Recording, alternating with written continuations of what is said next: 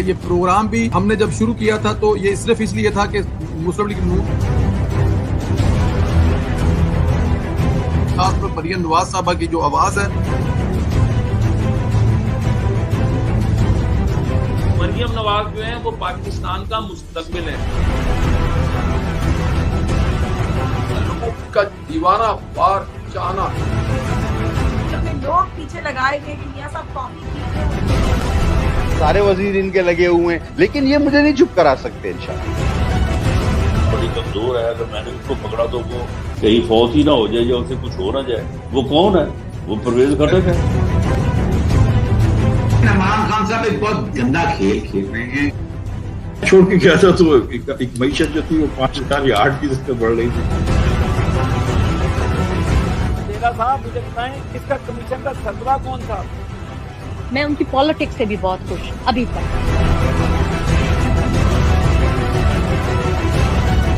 कुछ देर की खामोशी है, फिर शोर आएगा।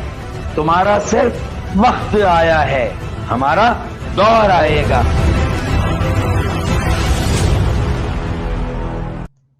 अस्सलाम वालेकुम दोस्तों, मैं हूं Parvez Sandhila social media talk show के साथ। दोस्तों, हुकूमत ने अपनी 3 साला कारकर्दगी अवाम के सामने पेश कर दी है। वजीर आजम कहते हैं मुख्तलिफ चैलेंज के साथ तमाम बड़े इक्तिसादी इशारे तरक्की के रुझानात जाहिर करते हैं। हुकूमत ने दावा किया है कि 3 साल में ज़र मुबादला, तरसीलात, बरामदात, टैक्स कलेक्शन में नुमायां कारकर्दगी रही है। इन दावों की हकीकत क्या है? माजी की हुकूमत में क्या मुआशी सूरत हाल इससे बेहतर थी या अबतर थी? आज इस पर बात करेंगे। साबिक वजीर खजाना सेनेटर इसहाक डार साहब हमारे साथ हैं। अस्सलाम वालेकुम। जी वालेकुम सलाम। संदेला साहब खैरियत से हैं? सर मैं ठीक हूँ, आप खैरियत से हैं? तबीयत ठीक है सर? जी अल्लाह का फजल है जी, अल्हम्दुलिल्लाह। सर बहुत शुक्रिया। काफी दिनों से सोच रहे थे कि इमरान खान साहब ने वजीर आजम पाकिस्तान जो उन्होंने बड़े दावे किए हैं ढोल धमाकों के साथ, कुछ अपनी कारकर्दगी कौम को बताइए, तो हम चाहते हैं ताकि जरा आप पे उससे ले लें और ये देखें कि उसमें क्या हकीकत है। सबसे पहले जो सर मेरे हुकूमत ने कहा कि 3 साल मुकम्मल करने के बाद इमरान खान साहब कहते हैं मुख्तलिफ चैलेंजों के बावजूद हुकूमत ने मईशत को दुरुस्त सिमत पर गामजन किया है। क्या ये दावा दुरुस्त है? और GDP यानी कौमी आमदनी में कितने फीसद असाफा हुआ है सर? बिस्मिल्लाहिर्रहमानिर्रहीम। नहमदुहु व नसल्ली अला रसूलिल करीम। संदेला साहब, जैसे आपने कहा कि जाहिर है कि कौमी मजमूई आमदनी जो है, GDP जिसे कहते हैं, वही सबसे इम्पोर्टेंट इकोनॉमिक इंडिकेटर है, क्योंकि इसी से मुल्क में तरक्की होती है, इसी से मुल्क में लोगों की फीकस आमदनी बढ़ती है, इसी से लोगों के लिए रोजगार के मौके होते हैं और इसी से मुआशी तौर के ऊपर मुल्क टेक ऑफ करता है। तो ये जो इंडिकेटर है, अनफॉर्चुनेटली इसमें PTI ने 3 साल में कोई बहुत अच्छी कारकर्दगी नहीं की। जो PPP थी, उनकी जो एवरेज GDP थी अपने 5 साल दौर में 2008-13 में, वो थी 2.8%।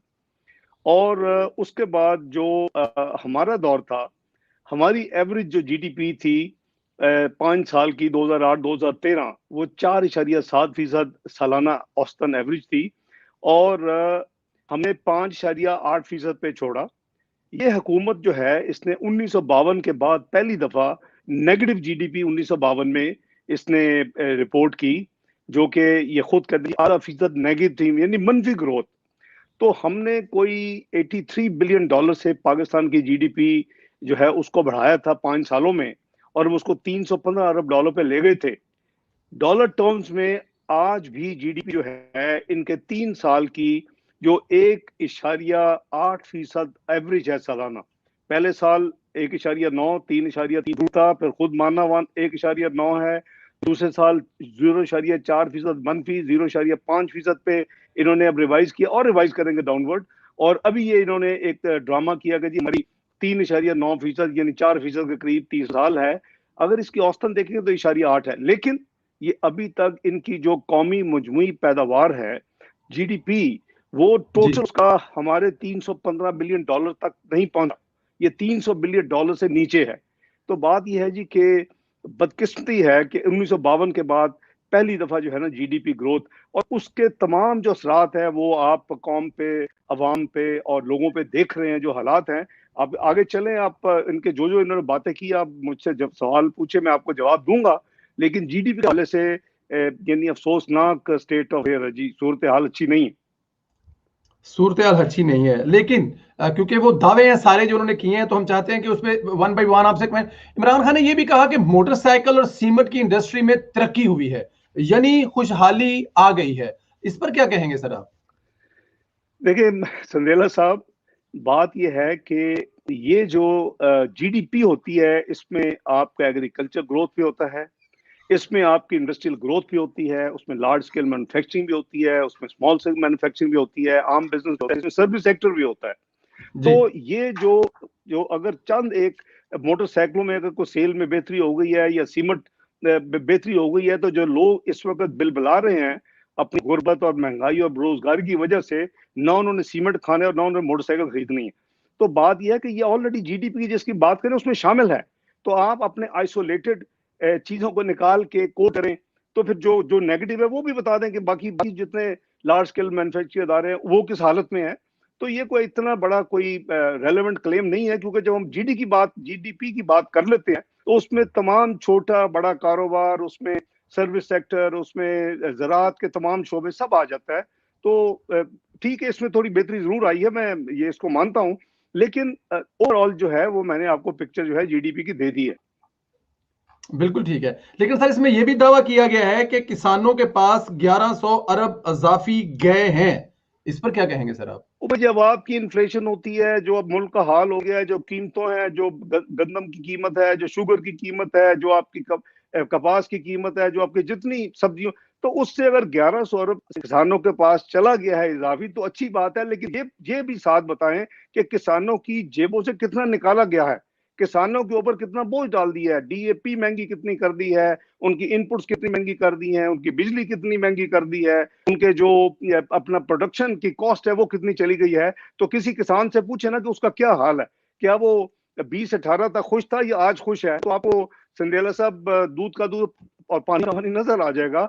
अगर 1100 अरब वहां किसानों को ज्यादा गया है, तो शायद उनके जेब से 2200 या 3000 अरब निकला भी होगा, जिससे वो चीखों पर हर तबका इस वक्त पाकिस्तान में कर रहा है। तो ये फिर मैंने वो अर्ज किया कि सारे इंटर रिलेटेड है, और इसमें कोई अच्छी बहुत ही कोई यानी जश्न मनाने वाली कोई बात नहीं है। ये थोड़ी सी अफसोसनाक स्टेट ऑफ अफेयर है अभी भी। लेकिन मैं एक सवाल मेरा जो आज है वो, क्योंकि इमरान खान साहब के दावों की बात हो रही है, 3 साल में फरमाते हैं कि 3 साल में करंट अकाउंट खसारे में कमी आई है, 20 अरब डॉलर से कम होकर 1.8 अरब डॉलर रह गया है। इसके बारे में क्या कहेंगे, क्या ये दावा दुरुस्त है सर? देखें, बिल्कुल नंबर ठीक है, मैं उसको मानता हूं, लेकिन मैं आपको थोड़े से आपके व्यूअर्स को पर्सपेक्टिव और बैकग्राउंड भी देना चाहता हूं। जब हम पाकिस्तान में 2013 में मियां एमएलएन ने और मियां नवाज शरीफ ने हुकूमत संभाली, तो पाकिस्तान में 18 घंटे की लोड शेडिंग थी, मुल्क में हर रोज दहशतगर्दी के वाकयात होते थे, और मुल्क में इंफ्रास्ट्रक्चर का बेड़ा गर्क हो चुका था। जनरल मुशर्रफ से लेके 2013 तक 1 मेगावाट का बिजली का मंसूबा नहीं लगा था, मोटरवेज हाईवेज बड़ी नहीं बनी थी, कोई यानी बुरा हाल था इकोनॉमिक, और पाकिस्तान को macro economic instable country declare किया जा चुका था जनरल इलेक्शन से पहले। जो भी पार्टी जीत के आती उसके लिए बेपनाह चैलेंजेस थे। तो बात यह है कि हमने, जाहिर है कि आप मुफ्त तो काम नहीं होते ना, क्या बिजली के कारखाने मुफ्त लग जाने थे। 11,000 मेगावाट हमने पाकिस्तान की यानी तारीख में सबसे बड़ी एडिशन की किसी हुकूमत ने, एक अपने टेन्योर में 3600 मेगावाट कर्टसी इमरान नियाजी के धरने के चाइनीज प्रेसिडेंट नहीं आ सके। हमारे उसमें जो बिजली की लोड शेडिंग खत्म करने का था वो सीपैक के जरिए हमने वो करने थे, कोयला के प्रोजेक्ट्स लगा के, लेकिन वो डिले हो गए 1.5 साल। हमें एलएनजी के प्रोजेक्ट लगाने पड़े, 3600 मेगावाट हमने अपने पैसों से खर्च किया। वो जो कारखाने हैं वो आज ये बेचने के लिए तड़प रहे हैं कि चंद बिलियन डॉलर इकट्ठे डालें, लेकिन पाकिस्तान के अवाम के खजाने से इन्वेस्ट हुए हैं। तो बात यह है जी कि वो बिल्कुल जो खसारा, हमारा जो प्लान था वो सारा कुछ करने के लिए पैसे चाहिए। ज़र्ब-ए-आज़म हमने लड़ी, हमने रद्दुल फसाद लड़ा, हमने सिक्योरिटी एक्सपेंडिचर को डबल किया। उस सब चीजों के लिए हमें जो पैसे की रिक्वायरमेंट थी वो हमने किया हुआ था। हम प्रोफेशनल काम हम तरीके से हमने किया हुआ था। हमारा पहले साल का प्रोजेक्टेड जो 3 साल का था वो बजट, जो करंट अकाउंट डेफिसिट खसारा जो है वो करीबन 4 अरब से जरा नीचे ऊपर के फिगर्स थे। और आप देख लें, चेक कर लें, यही थे। हमारे चौथे साल का प्रोजेक्टेड था कि जब कैपिटल इन्वेस्टमेंट्स होनी थी, जब पाकिस्तान की इकोनॉमी एक्सपैंड कर रही थी, जब पाकिस्तान के इन प्रोजेक्ट्स की पेमेंट्स होनी थी, तो उस वक्त हमारा खजाना जो चौथे और पांचवें साल था वो करीबन $12 बिलियन था दोनों साल।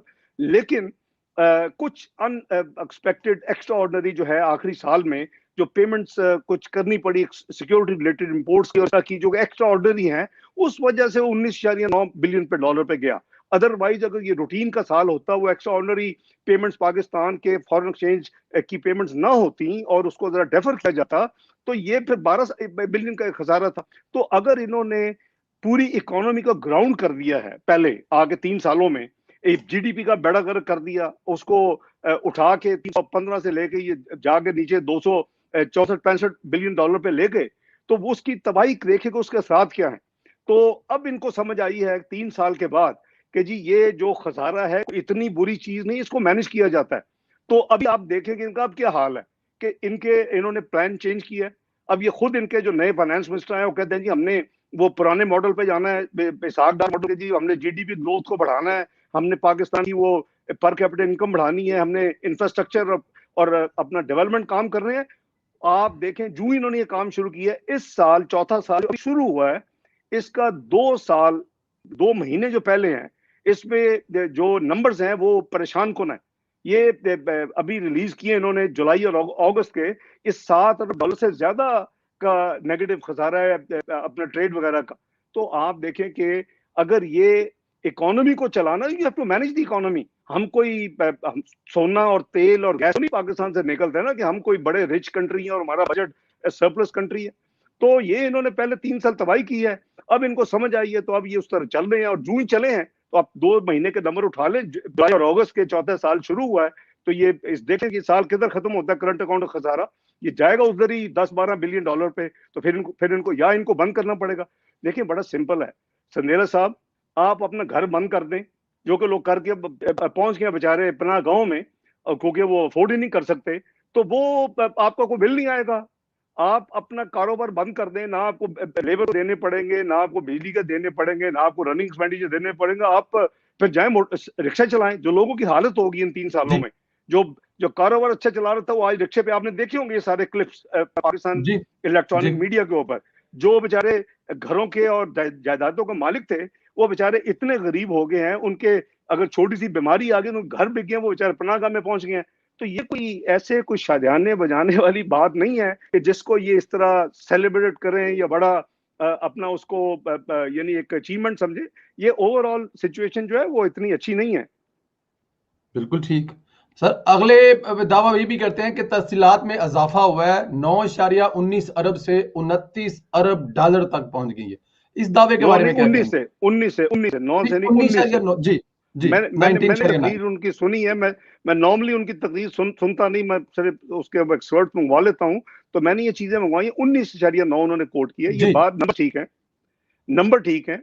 जरा आप देखें ना इसको, मैं आपको बताता हूँ, हकीकत बताता हूँ। हमने जब टेक ओवर किया तो 13 बिलियन प्लस थे रेमिटेंसेस, तरसीलात जिसको आप कहें।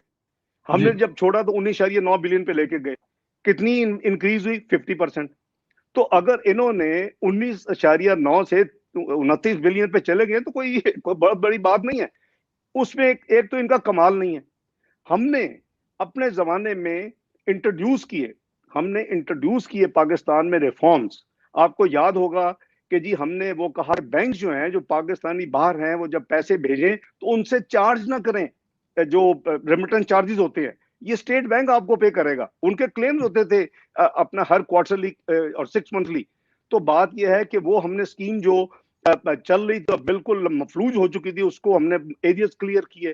तो ये पाकिस्तानियों का मशकूर हूं, मैं हूं, इमरान न्याजी साहब को होना चाहिए, पूरी कौम को, कि उन्होंने 30 बिलियन डॉलर 29 पर ले गए हैं।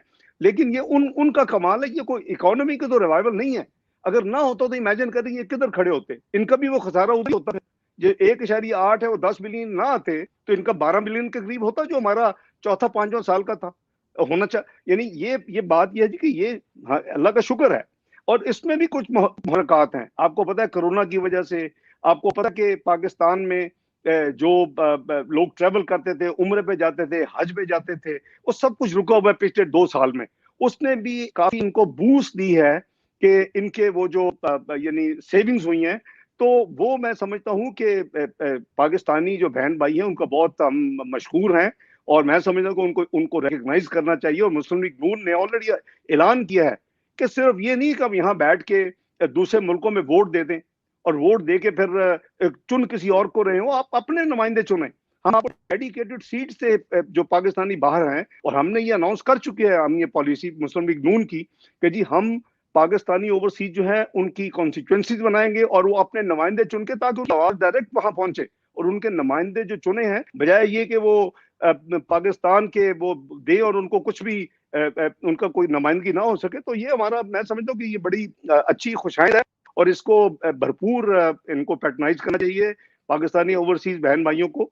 हमने पूरी कोशिश की, ओवरसीज फाउंडेशन पाकिस्तान ने काम किए, हमने मुख्तलिफ अजला में पंजाब में हमने उसको बड़ा एक कमिश्नर लगाए, उसमें हमने उनको उनकी तकालीफ को दूर किया। तो इंशाल्लाह ये अच्छी बात है, हमें इनको खिदमत करनी चाहिए जो पाकिस्तान की खिदमत कर रहे हैं इतने पैसे भेज के। बिल्कुल ठीक सर। ज़र मुबादला जो है, गैर मुल्की ज़र मुबादला के ज़खायर बढ़े हैं 3.5 साल, 16 अरब डॉलर और अब 27 अरब डॉलर है। ये भी इसी में भी इजाफा है, ये भी इसी पे आता है सर? मैं समझता हूँ जी कि एक आप मुझसे हिसाब लेता है, मैं आपको देता जाऊंगा। जी जी जी। सबसे पहले तो ये है कि मुस्लिम लीग नून के जो ज़खायर थे, अभी इनका जो गवर्नर स्टेट बैंक है उसकी चंद दिन पुरानी स्टेटमेंट है कि पाकिस्तान की तारीख के बुलंद तरीन फॉरेक्स एक्सचेंज रिजर्व जो ज़र मुबादला के ज़खायर थे वो 2016 में थे। आप उसको चेक कर रहे हैं, आपको मिल जाएगी स्टेटमेंट। वो थे 26 अरब डॉलर जी। अब वो जो 26 अरब डॉलर थे, वो फिर उनको पूछा जाए जिन्होंने डॉन लीग का ड्रामा किया, उनको पूछा जाए जिन्होंने पनामा लीग का ड्रामा किया, उनको पूछा जाए जिन्होंने धरने लिखे। पहले धरने वाले फ्रंट फेस थे, फिर धरने वाले की सपोर्ट में वो खुल के डाउन और पनामा वाले लोग आ गए। तो उसकी वजह से पॉलिटिकल इंस्टेबिलिटी हुई, जो पाकिस्तान की मईशत टेक ऑफ कर रही थी, जो दुनिया उसकी यानी तारीफें कर रही थी, जो कह रहे थे कि इस surprise place and is the next choices place for direct foreign investment, वो सारे का सारा उसको अपने हाथों से तबाह कर दिया। और उसकी जो जिम्मेदारी है वो खान साहब पे है, ये इसके जो सेलेक्टर्स हैं जिन्होंने डॉन और पनामा के ड्रामे रचाए इस मुल्क में। तो बात यह है कि ये जो आप जो फरमा रहे हैं, उसमें हमें ये देखना चाहिए कि जी इसके असल यानी मुहर्रकात क्या हैं। तो वो मैंने आपके सामने अर्ज किया है कि जी ये जो रिजर्व्स हैं वो अच्छा, मैं आपको एक और तरीके से बताता हूँ जी। हमारे रिजर्व में वो फिर जो हालात हुए उसकी वजह से वो जाहिर है कि जब चौथा साल मियां सब चले गए, मियां नवाज चले गए, मैंने छोड़ दिया, और जो फिर इतना ज्यादा प्रेशर डाला गया हमारी जो आने वाली टीम थी मेरे और मियां साहब के जाने के बाद, तो वो मजबूर थे। वो करंट अकाउंट डेफिसिट भी वही जिम्मेदार लोग हैं जो 12-13 की बजाय 19.9 अरब पे ले गए, जिसकी खान साहब जिक्र कर रहे हैं पिछले सवाल में आपने कहा। और वो उसी वजह से फिर रिजर्व नीचे जाके आखिरी साल में, जिसका ये जिक्र है नंबर ठीक है, $16 बिलियन पे चले गए। आज अगर ये बात करें जी कि इनके 26-27 हैं, तो हम तो जून अपना 16 में उस यानी रिजर्व फिगर पर पहुंच गए थे। ये रिजर्व करने का मैं नहीं कह रहा, इनके अपने गवर्नर ने पीछे स्टेटमेंट दी है कि पाकिस्तान के फॉरेन एक्सचेंज के रिजर्व पीक जो थे वो 2016 में थे, जो कि हमारी हुकूमत थी, और जब ये पाकिस्तान के कौम के खिलाफ कॉन्स्पिरेसी और हुकूमत के कॉन्स्पिरेसी नहीं शुरू की गई थी। तो आज मैं एक और चीज आपको बता दूं, आप इसमें ये चीज मत भूलें कि हमारे रिजर्व में $2 बिलियन उधार या डिपॉजिट उसके नहीं थे सऊदी अरेबिया के। हमारे जमाने में $2 बिलियन यूएई के नहीं थे। हमारे जमाने में $3 बिलियन चाइना का लोन नहीं था। हमारे जमाने में $3 बिलियन ट्रेड फैसिलिटी का चाइना का अमाउंट नहीं था। वो हमारे जमाने में 4.25 बिलियन के लोन्स शुरू नहीं हुए थे। हमारे जमाने में 2.25 बिलियन अपना कोरोना के नाम पे नहीं मिले थे। ये अमाउंट मिले ना संदेला साहब, सऊदिया 2 बिलियन, यूएई 2 बिलियन, चाइना के 3 billion loan, 3 billion facility, 10 billion, तो यही हो गए। और साथ 3.25 बिलियन आपको जो है वो लोन्स जो कर्जे रूटीन में हर गवर्नमेंट देती है वो नहीं देने पड़े। और उसके साथ आपने 2.25 बिलियन के करीब आपको कोरोना के नाम पे मिल गए। अभी रिसेंटली आया मैं अपने 2.7 बिलियन ये करीबन $3.25 जो तमाम मुल्कों को कोरोना की वजह से इकोनॉमीज को एक्स्ट्रा फंडिंग दी है, एक्स्ट्रा लोन दिया है, वो भी मिले। और ये जमा करें तो इनके तो रिजर्व कुछ भी नहीं है, इनके रिजर्व फ्लैट हो जाते हैं, जीरो हो जाते हैं। तो मेरा ख्याल है कोई ऐसी चीज नहीं है। देखिए, वो अगर आप आधा सच बताएंगे कौम को और आप आधा सच रोक लेंगे तो वो फिर इसी तरह इंप्रेशन बनाएंगे जो बनाते हैं कि मैंने ये कर दिया, मैंने वो कर दिया। भाई साथ ये भी बताए ना कि भाई 27 नहीं है, ये मुस्लिम लीग नून के 16 में ना सऊदीया था, ना यूएई था, ना वो चाइना के 6 बिलियन थे, ना ये 4.25 बिलियन जो थे वो अपना 3.25 बिलियन लोन्स रीशेड्यूल उन्होंने करवाए थे। ये उन्होंने IMF ने को एक्स्ट्रा पैसे दे दिए थे, सारी दुनिया को हमें भी मिल गए थे, या कोरोना के नाम पे हमें मिल गए थे। तो ये सारी चीजें हम निकाले तो कुछ भी नहीं है रिजर्व्स। बिल्कुल ठीक है सर, अगले दावे की तरफ चलते हैं। इमरान खान सामादी में टैक्स इकट्ठा करने का बड़ा दावा करते थे। 3800 अरब रुपए से लेकर 4700 अरब तक ले गए। ये परफॉर्मेंस अच्छी है सर, बेहतर हुई है, इसको समझते हैं आप?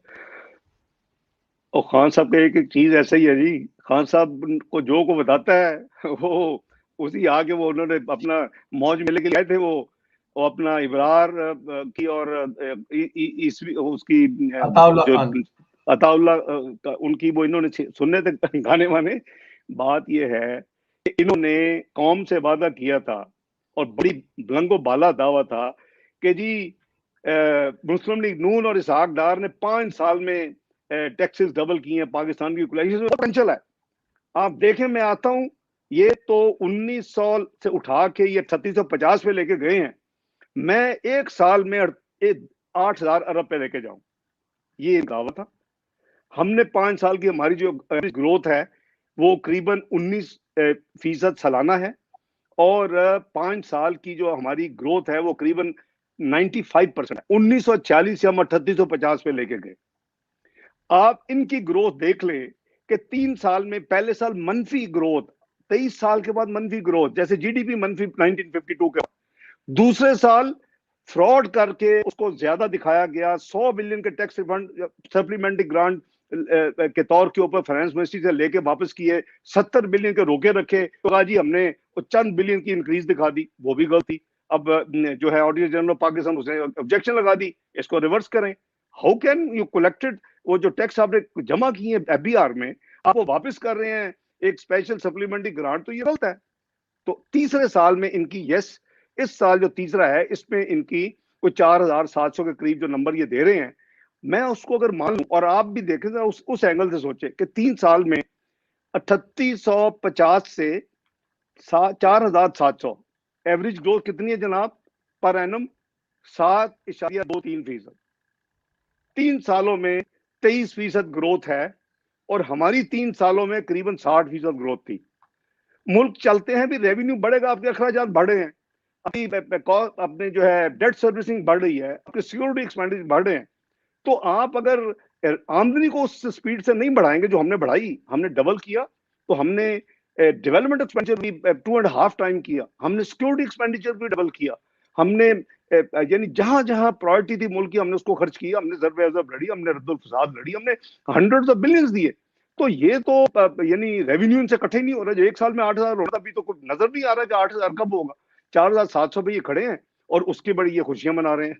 तो ये भी ऐसे ही है जी। संधेला साहब क्या कहें? बिल्कुल ठीक। अच्छा सर, जब आप लोगों ने हुकूमत छोड़ी थी, पब्लिक डेट कितना था और अब 3 सालों में कितना इजाफा हुआ उसमें सर? देखें, जो मजमूई कर्जा है उसके नंबर हमारे नहीं है, वो जाहिर है स्टेट बैंक के नंबर हैं और नेशनल नंबर हैं। हमने जब छोड़ा था 24,900 अरब ग्रॉस कर्जा था, पब्लिक डेट जिसे कहते हैं जी। और उसमें ये मैं आपको मेंशन कर रहा हूँ इसलिए कि ये एक कानून के मुताबिक नंबर माइनस होना चाहिए, जो कि नहीं कर रही है। लोग ना अपना करते हैं ना हमारा करते हैं। 1900 अरब स्टेट बैंक में डिपॉजिट फेडरल गवर्नमेंट का मौजूद थे, बैलेंसेस। तो अगर 1900 निकालो 23,000 अरब रह जाता है। ये हम चले 24,900 ले लेते, क्योंकि ये अपना भी ग्रॉस दे रहे हैं और अपने डिपॉजिट नहीं शो कर रहे कितने पड़े हुए हैं जो अनयूटिलाइज होते हैं किसी भी डेट के ऊपर। 30 जून, 31 मार्च, 30 सितंबर, जब भी हम नंबर लें तो देखिए उधर कितना है। ये कानून में है कि जो, और ये दुनिया में है कि आपका जो नेशनल पब्लिक डेट है, जो आपकी लोन्स और डेट है, माइनस जो आपके पास सिंपल अकाउंटिंग है, जो है उसको माइनस करते हैं, दैट इज योर नेट। हमारे कानून में भी यही है, हमने उसको ठीक किया था कानून को। इजिप्ट में भी वही, सारी दुनिया में वही लागू होता है। IMF, वर्ल्ड बैंक को पता है और उन्होंने एग्री किया कि ये ठीक है, आप ठीक कह रहे हैं डॉक्टर साहब ये ऐसी चाहिए, पर आपके लोग पहले उनको नहीं समझ आई। अब मैं अगर 24,900 भी ले लूं संदेला साहब, इन्होंने 3 साल में वो 24,900 को जो आए थे ये 10,000 कम करने। अगेन टैक्स की तरह ये भी वादा था कि मैं 10,000 अरब पाकिस्तान के कर्जों में कमी करूंगा अपने 5 सालों में, एवरेज 2,000 सालाना मैं कम करूंगा। यानी अगर स्प्रेड करके भी ज़ाहिर एक शॉर्ट नहीं हो सकता। संदेला साहब, ये कर्जा 24,900 जो ग्रॉस था वो 39,900 पे पहुंच चुका है। 15,000 अरब का उसमें इजाफा हो चुका है, 15,000 अरब का। इतनी स्पीड से पाकिस्तान के किसी हुकूमत ने, क्या अब सोच समझ से बाहर है कि ना आपने कोई बड़े प्रोजेक्ट्स लगाए हैं, ना आपने कोई ज़रब-ए-अज़ब रद्दुल फसाद जैसी कोई फाइनेंसिंग की है जंगों की, दहशतगर्दी खत्म करने के लिए, ना आपने कोई मंसूबे लगाए हैं पाकिस्तान में बिजली की लोड शेडिंग खत्म करने के लिए। मुझे नहीं समझ आती कि 15,000 अरब कर्जे में इजाफा, और वो एक तरफ यानी 70 साल से ज्यादा कर्जा जो है वो आपका 24,900, और उसमें 15,000 60% इजाफा हो गया 3 साल में। और ये शुरू में कहते थे ना 10,000 में कम करूंगा, वो तो खैर मैं कभी उसको सोचा भी नहीं एक मिनट के लिए ये कर सकेंगे। लेकिन अगर ये स्टेबल भी रख लेते कर्जों को, मैं इनको मुबारक देता और इनको मैं कॉम्प्लीमेंट करता। ये तो उस जगह पे पाकिस्तान को लाके इन्होंने खड़ा कर दिया है। मैं शुरू से कह रहा हूँ कि जो इनकी पहले साल मैंने देखा स्पीड है, तो मैं कहता था कि ये डबल करेंगे आने से पहले, खुदा ना खासा अगर 5 साल पूरे किए। 3 साल में 60% कर्जा बढ़ा चुके हैं, एवरेज 20% पर एनम है। अगर खुदा ना खासा 2 साल पूरे करते हैं तो आप समझ लें कि आपका जो 24,900 का कर्जा ये 25 राउंड ऑफ करके था अरब, वो 50,000 के करीब 48 से 50,000 अरब के करीब होगा, जो कि बहुत ही यानी अफसोसनाक एक डेवलपमेंट है पाकिस्तान के हवाले से। ये कहते थे हमने डेट ट्रैप में नहीं, इन्होंने डेट ट्रैप में पाकिस्तान को लाके खड़ा कर दिया। ये डेट ड्रिवन डिस्ट्रक्शन में से कहता हूं कि पब्लिक डेट में इन्होंने इतना बेकाबू इजाफा कर दिया है कि पाकिस्तान धाने पे आगे खड़ा हो गया है। हमारे जमाने में डेट टू जीडीपी 70% की थी, ये 100% करीब पहुंच चुके हैं। तो ये सस्टेनेबल नहीं है। अच्छा सर, एक फर्क जरा और भी बताइएगा हमें, ये पब्लिक डेब्ट और लायबिलिटीज में क्या फर्क होता है, आपके दौर में क्या थी और अब ये क्या है? संदेला साहब, पब्लिक डेट एंड लायबिलिटीज में एक फंडामेंटल फर्क है। पब्लिक डेट वो है कि जब पाकिस्तान की कौम या हुकूमत जो कर्जा ले, तो वो स्टेट बैंक का हमारा अकाउंट है federal consolidated fund account 1 FCF1, वो उसमें आता है। कोई भी कहीं से कर्जा है, क्योंकि ये भी इनको बड़ी गलतफहमी थी जी, कर्जे पता नहीं कहाँ उड़ा गए, ले गए, ये किधर है वो शोर और किधर है वो रिपोर्ट और किधर है वो कर्जे जो कहते थे मैं चेक कराऊंगा, मैं ये कर दूंगा, कैसे बढ़ गए 10,000 अरब पिछले 5 साल में। वो जो कर्जा है वो जब ड्यू होता है तो उससे उधर से पे होता है। इसका सारा रेकॉर्ड है, वो स्टेट बैंक के पास भी होता है, इकोनॉमिक अफेयर डिवीजन के पास भी होता है, और जब ड्यू डेट आती है economic affair division finance ministry से अप्रूवल लेके तो उनकी पेमेंट्स करवाती है, ऑथोराइज करती है स्टेट बैंकों के हमारे उनको डेबिट करके रुपयों में ये कर्जा वापस करेंगे, अगर रुपयों में तो रुपया वो होता है डेबिट होता है। तो ये जो लायबिलिटीज हैं, ये वो लायबिलिटीज हैं जो कि यानी पब्लिक सेक्टर के जो अदारे होते हैं या प्राइवेट सेक्टर जिन्होंने कोई मतलब पे एज यू अर्न पे कोई मशीनरी खरीदी 10 साल की किस्तों में पे करना है, या अपने बिजनेस के लिए फॉरेन बोरिंग करना, कोई इस तरह के जो भी आपके को प्रोजेक्ट लगाया तो वो यानी अभी आपके कुल के प्रोजेक्ट्स हैं, वो जो लायबिलिटीज हैं वो पाकिस्तान या गवर्नमेंट ऑफ पाकिस्तान की लायबिलिटीज नहीं है, यानी अवाम की लायबिलिटीज नहीं है। वो अदारे जो हैं वो वक्त के ऊपर जब उन्होंने पेमेंट करनी होगी तो वो रुपए देंगे आपको ऑब्वियसली फॉरेन एक्सचेंज प्रोवाइड करनी होगी, लेकिन आपका कर्जा नहीं है। लेकिन चूंकि खान साहब को हाई नंबर की शौक था, ये अमेरिका में भी आपको याद होगा, अमेरिका में सऊदीया में जहां शुरू में गए 1-1.5 साल, तो इन्होंने हर जगह पे कहा जी कि ये 30,000 अरब पे पहुंच गया। आपको याद होगा वो 24,900 उनको सूट नहीं करता था, उनको सूट करता था हायर नंबर कि जी ये 30,000 अरब पे पहुंच गया, और देखे जी बेड़ा गर्क कर दिया जी, वो कर दिया। अब हमने मुस्लिम लीग नून ने जब ये संभाला तो जो डेट मैंने आपको बता दी 24,900 था, जो पब्लिक डेट एंड लायबिलिटीज थी, ये जो पाकिस्तान का यानी स्ट्रिक्टो सेंसो कर्जा नहीं है, तो वो अमाउंट था 29,900 अरब, 30,000 अरब। वो जो है अभी हमने 16,000 अरब पे टेक ओवर किया पब्लिक डेट एंड लायबिलिटी, जो खुद नंबर देते हैं स्टेट बैंक में, आप चले जाए आप अपना इंटरनेट पे तो आपको नंबर्स मिल जाएंगे सारे। वो जो हमें 16,000 हमने टेक ओवर किया, हम 30,000 पे लेके गए, डेट एंड लायबिलिटी की बात कर रहा हूँ, वो 14,000 इंक्रीज हुआ। पब्लिक डेट हमारे जमाने में करीबन 10,000 प्लस फ्यू हंड्रेड इंक्रीज हुआ, ये 14,000 इंक्रीज हुआ। इन्होंने 3 साल में 30,000 को 47,800 बिलियन पे ले गए।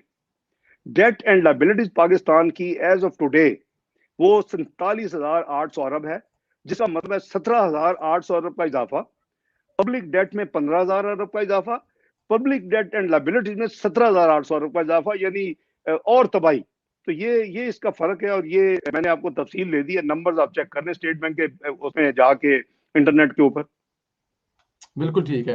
अच्छा सर, जब आप लोगों ने हुकूमत छोड़ी तब गर्दिशी कर्जा जो है तो तकरीबन 11,500 अरब था और अब 24,000 अरब है। ये क्यों नहीं कम? नहीं, नंबर्स आप पहले आपने पे गौर से नहीं ये देखे। 1150 अरब था, 1150, और अभी ये करीब 2400 अरब से क्रॉस कर गया है, 25-26 अरब के बाद। यार किस चीज का संदेहा साहब रोना रोए हम। जब आप आए थे तो गर्दशी कर्जा जो बिजली के रिलेटेड है, इसको पावर डेट भी कहते हैं, इसको सर्कुलर डेट भी कहते हैं, वो 503 अरब था।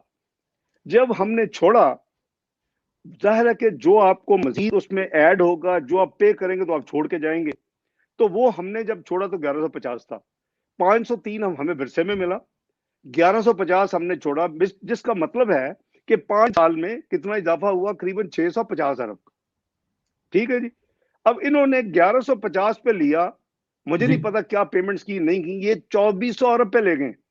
हमारी 5 साल का 650 अरब, यानी 100 अपना ऑलमोस्ट 25 अरब सालाना कह लें। इनका 1100 से 2500 करीबन 2500-2600 अरब पे पहुंच चुका है। इनकी तो 450 अरब सालाना इंक्रीज है एज कंपेयर टू हमारा 100-125 अरब सालाना। तो again another good example of mismanagement और फिस्कल इल डिसिप्लिन, नॉन परफॉर्मेंस तो आपके सामने है। तो ये है इसकी बैकग्राउंड। बिल्कुल ठीक है। अच्छा सर, बड़ी एक जो परेशानी वाला है बात, वो रुपए की कदर दिन ब दिन गिरती जा रही है। 3 साल में जितना गिर चुका है, क्या इससे पहले भी गिरा इतना रुपया जी? देखें, ये इनके पुराने बयान चल रहे हैं आजकल। मीडिया हमें तो नहीं दिखाता, लेकिन किसी न किसी रेफरेंस में पाकिस्तान का मेन स्ट्रीम जो इलेक्ट्रॉनिक मीडिया है वो दिखा रहा है, और सोशल मीडिया तो बहुत ज्यादा चल रहे हैं। इन्होंने मुझे मुखातिब होके एक जलसे में कहा कि 1 रुपया जब रुपया डिवैल्यू होता है जी, तो इतने अरब, उस वक्त करीबन 70 बिलियन डॉलर के पाकिस्तान के फॉरेन डेट था, तो 70 अरब रुपया ऐड हो जाता। ठीक, वो स्टेटमेंट सही थी। और आज इनसे को पूछे कि जी पीपल्स पार्टी ने 82 रुपीस पे डॉलर पकड़ा और 99 पे छोड़ा, 70 रुपए की डिवैल्यूएशन की जी। मुस्लिम लीग नून ने 99 पे पकड़ा, लेकिन आनन फानन 111 पे पहुंच गया, क्योंकि जो हालात थे, जो मैक्रो इकोनॉमिक इंस्टेबिलिटी थी, हम तो 111 से वापस इसको पकड़ के लाए 98-99 पे। और फिर ये मियां नवाज शरीफ मेरे होते हुए ये 104 रुपए 50 पैसे पे गया, यानी 5 रुपए की सिर्फ डिवैल्यूएशन हुई 4.25 साल में, 5 रुपए की डिवैल्यूएशन।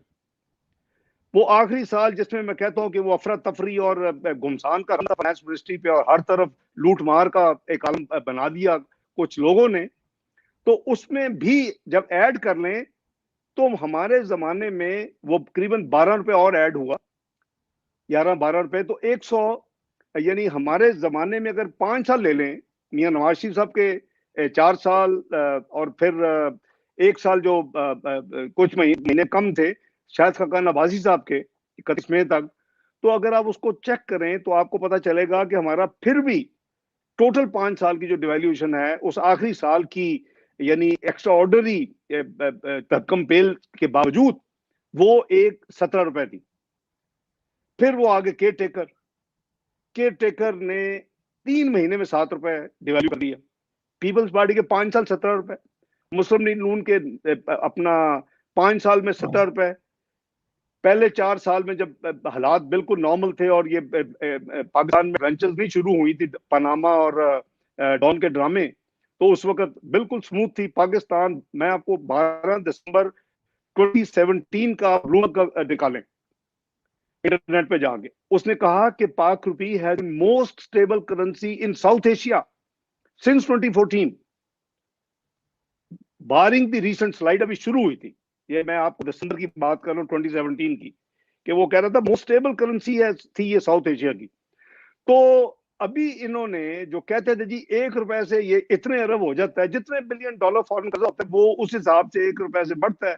आज के फॉरेन जो लोन्स हैं वो करीबन 110 बिलियन डॉलर पे पहुंच चुके हैं।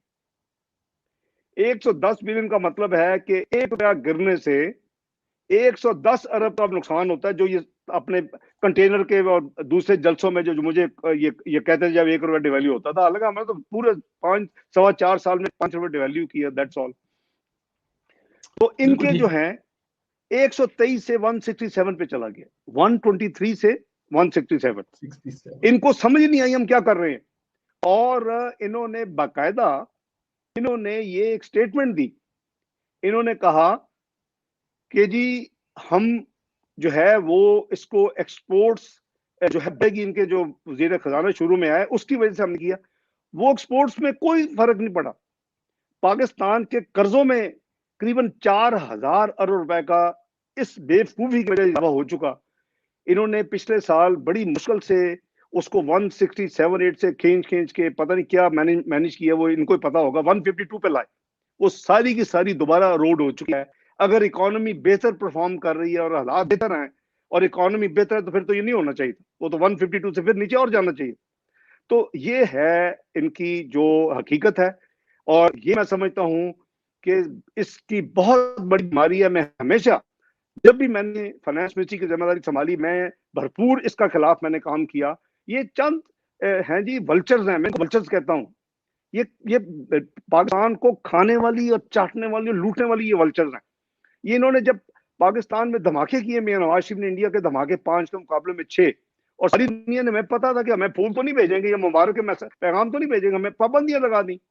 तो हमारा रुपया जो था उस वक्त, मैं तो फाइनेंस कॉमर्स मिनिस्टर था पहले, और सरताज साहब थे, उसके बाद हफीज पाशा को चंद हफ्ते मिले, लेकिन वो नर्वस सारा हालात हो गए, 69 पे चला गया। और यही आज की जो अपोजिशन में कुछ लोग बैठे हैं, ये उस वक्त तकरीरें कर रहे थे, जाएं उठाएं सितंबर अपना 1998 की आप नेशनल असेंबली की तकारीर, ये कहते थे दिसंबर 98 में 100 रुपए का हो जाएगा। अल्लाह के फजलो करम से हमने 69 से उसको मैनेज किया, उसको 52 पे लाए, और वो तक 52 पे रहा। इसी तरह 111 पे आते ही चंद हफ्तों में वो जो हालात हुए, लेकिन हम उसको 98-99 पे लाए, फिर उससे स्टेबल रहा 104 रुपए और 105 के दरमियान। तो बात यह जी कि अगर आपको पता हो कि इतना बड़ा नुकसान, तो मैनेज करते हैं। इनको ना तजर्बा था, ना इनको को अकल थी, ना इनको सूझ थी। इनका ख्याल था कि चलें ये हो जाएगा तो हमारी एक्सपोर्ट जो है वो आ जाए। कितनी एक्सपोर्ट है मैं पूछूं? 4000 अरब आपने तबाह कर दिया पाकिस्तान का, और कितने बिलियन डॉलर्स की एक्सपोर्ट बढ़ा ली है भाईजान। एक्सपोर्ट तो रिसेंटली गिर रही है दोबारा। तो बहरहाल ये अनफॉर्चुनेट है पार्ट, इनकी समझ टीम की महल इन चीजों की ऐसे है जी। थोड़ा बहुत मानते हैं जी, हमारे पास टीम नहीं है। अच्छा सर, एक और बहुत बड़ा जो मसला है अवाम का, पीटीआई हुकूमत के 3 साला दौर में महंगाई की शरह क्या रही है, और जब आप लोगों ने हुकूमत छोड़ी थी तब शरह क्या थी महंगाई की? देखिए संदेला साहब, ये बड़ा दुखती रंग वाला सवाल है। मैं समझता हूं कि जो मैक्रो इकोनॉमिक इंडिकेटर्स है ना इकोनॉमी के, वो ठीक है, वो आपको समझ आएंगे, मुझे आएंगे, पढ़े लिखे को समझ आएंगे, और हमारी जिम्मेदारी भी है उनको ठीक रखना। आपने देखना है कि अवाम की जिंदगी किस आसानी में जा रही है, तकलीफ में जा रही है, या उनकी बिल्कुल आपने जहन्नम बना दी उनकी जिंदगी। हमने अपने जमाने में महंगाई को हम नीचे लाते और इंटरेस्ट रेट्स को, जिससे बिजनेस चलता है, कॉस्ट ऑफ बिजनेस में वो मेजर है इंटरेस्ट रेट, आप दोनों को हमने लोएस्ट अपनी पाकिस्तान की 40 साल तारीख में लोएस्ट ला के खड़ा कर दिया। हमसे पहले जो 5 साल थे 2008-2013, एवरेज इन्फ्लेशन आप निकाल लें, इन्फ्लेशन महंगाई 12% सालाना, हमारी आप निकाल लें 4.25% के करीब सालाना एवरेज। हमने इसको 4% के करीब ला के खड़ा किया, लेकिन फूड इन्फ्लेशन पे हमारी बड़ी बड़ी नजर होती थी कि जो आम 22 करोड़ आम ने रोजाना खाना खाना है और जो उन्होंने अपना खुर्दोनोश की चीजें लेनी है, उसकी 14 आइटम्स की एक बास्केट बनी हुई थी जिसमें बिजली का बिल भी थे। उसको हमने स्ट्रिक्टली कंट्रोल किया। चीनी, आटा, दालें, घी, अपना शक्कर और अपना बिजली का बिल, इस तरह की सारी चीज, तो उसकी जो थी इंक्रीज सालाना 2% से कम थी। 2%। इन्होंने जो आके इकोनॉमी को जो मिसमैनेज किया, और हम उसकी कोई तशहीर नहीं होती थी। एक नेशनल मॉनिटरिंग प्राइसिंग कमेटी थी जिसका मैं चेयरमैन था, प्राइम मिनिस्टर मुझे लगाया हुआ था, मैं हर महीने उसकी मीटिंग करता था। मैं इन कीमतों में पाकिस्तान की करीबन 3 दर्जन मार्केटों से कीमतें आती थी, पाकिस्तान ब्यूरो स्टैटिस्टिक्स लाता था, उसको कंपेयर करते थे। इवन पिंडी, रावलपिंडी, इस्लामाबाद में फर्क होता था तो कमीशन को ऑर्डर होता था कि इसको एक्शन लो, क्यों हो रहा है ये, लोगों की तकलीफ होगी, इनको परवाह ही नहीं है। इसी इकोनॉमिक कोऑर्डिनेशन कमेटी जो थी उसमें हम बकायदा रेगुलर रिव्यू करते थे कीमतों का, जो एसेंशियल कमोडिटीज थी और जो मुल्क में महंगाई का जो था। तो ये तो नवंबर दिसंबर जो पिछला गया 2020 में, यानी अपने दौरे हुकूमत के कह लें कि 2.5 साल में रफली, ये तो 24% चली गई फूड इन्फ्लेशन देहातों में और 19% शहरों में। अभी भी ये 13 और 15% के करीब घूमी है और ये कम नहीं होने वाली। जो इन्होंने टैक्सेस की भरमार की है, जो इन्होंने भाई, हम 200 बिलियन पेट्रोलियम डेवलपमेंट लेवी लेते थे, diesel, petrol, kerosene oil, light diesel oil वगैरह पे, हम तो उन पे लेते थे 2 आइटम जो गरीब की थी, कैरोसिन ऑयल। ये 600 अरब से ज्यादा ले रहे हैं, लोगों की जेब से निकलेंगे वो 400 अरब। वो महंगाई का उसका एक तूफान है। तो ये 600 अरब इन्होंने इस बजट में भी रखा हुआ है। तो बात यह है जी कि इनके लिए, इनको परवाह नहीं है, इनके चलते हैं। उसमें अभी आपने एक सीनियर जो है मीडिया का बंदा, उसका सुना होगा कि न्याजी साहब के बारे में उन्होंने कहा जी मुझे 30 लाख रुपया महीना चाहिए, या अपने ऑपोजिशन की किसी अपने साथी एटीएम को कि 30 लाख मुझे। चलिए, वो जिसने भी कहा, मैं कह रहा हूँ कि मैंने देखा वो क्लिप, और फिर थोड़ी अरसे के बाद कहा मेरा 30 लाख से वो गुजारा नहीं होता, बनी गाला नहीं चलता, मुझे 50 लाख रुपया महीना चाहिए। ये मैं नहीं कह रहा, ये वो साहब कह रहे हैं जिनके घर से ये हफ्ते में 3-4 दफा हो के खाना खा के धरने में जाया करते थे 2014 के। ये वो लोग कह रहे हैं, ये हकीकत है। तो ये आपके सामने है। इनको तो परवाह नहीं है जी, इनके लिए तो महंगाई हो ना हो, इनके किचन मुफ्त चलते हैं, इनके एटीएम है। अभी तो इन्होंने बैंकों के ओनर्स रख लेने हैं, बना लेने हैं। तो इनका मामला, इनको परवाह नहीं है लोगों का क्या हाल है। हम तो पूरा आलू की कीमत हो जाती थी ज्यादा, टमाटर की हो जाती थी, दालों की हो जाती थी, हमें पैनिक पड़ जाता था। 15% किसी चीज में इजाफा हुआ तो हम उसको नोटिस लेते थे। इनको परवाह नहीं है।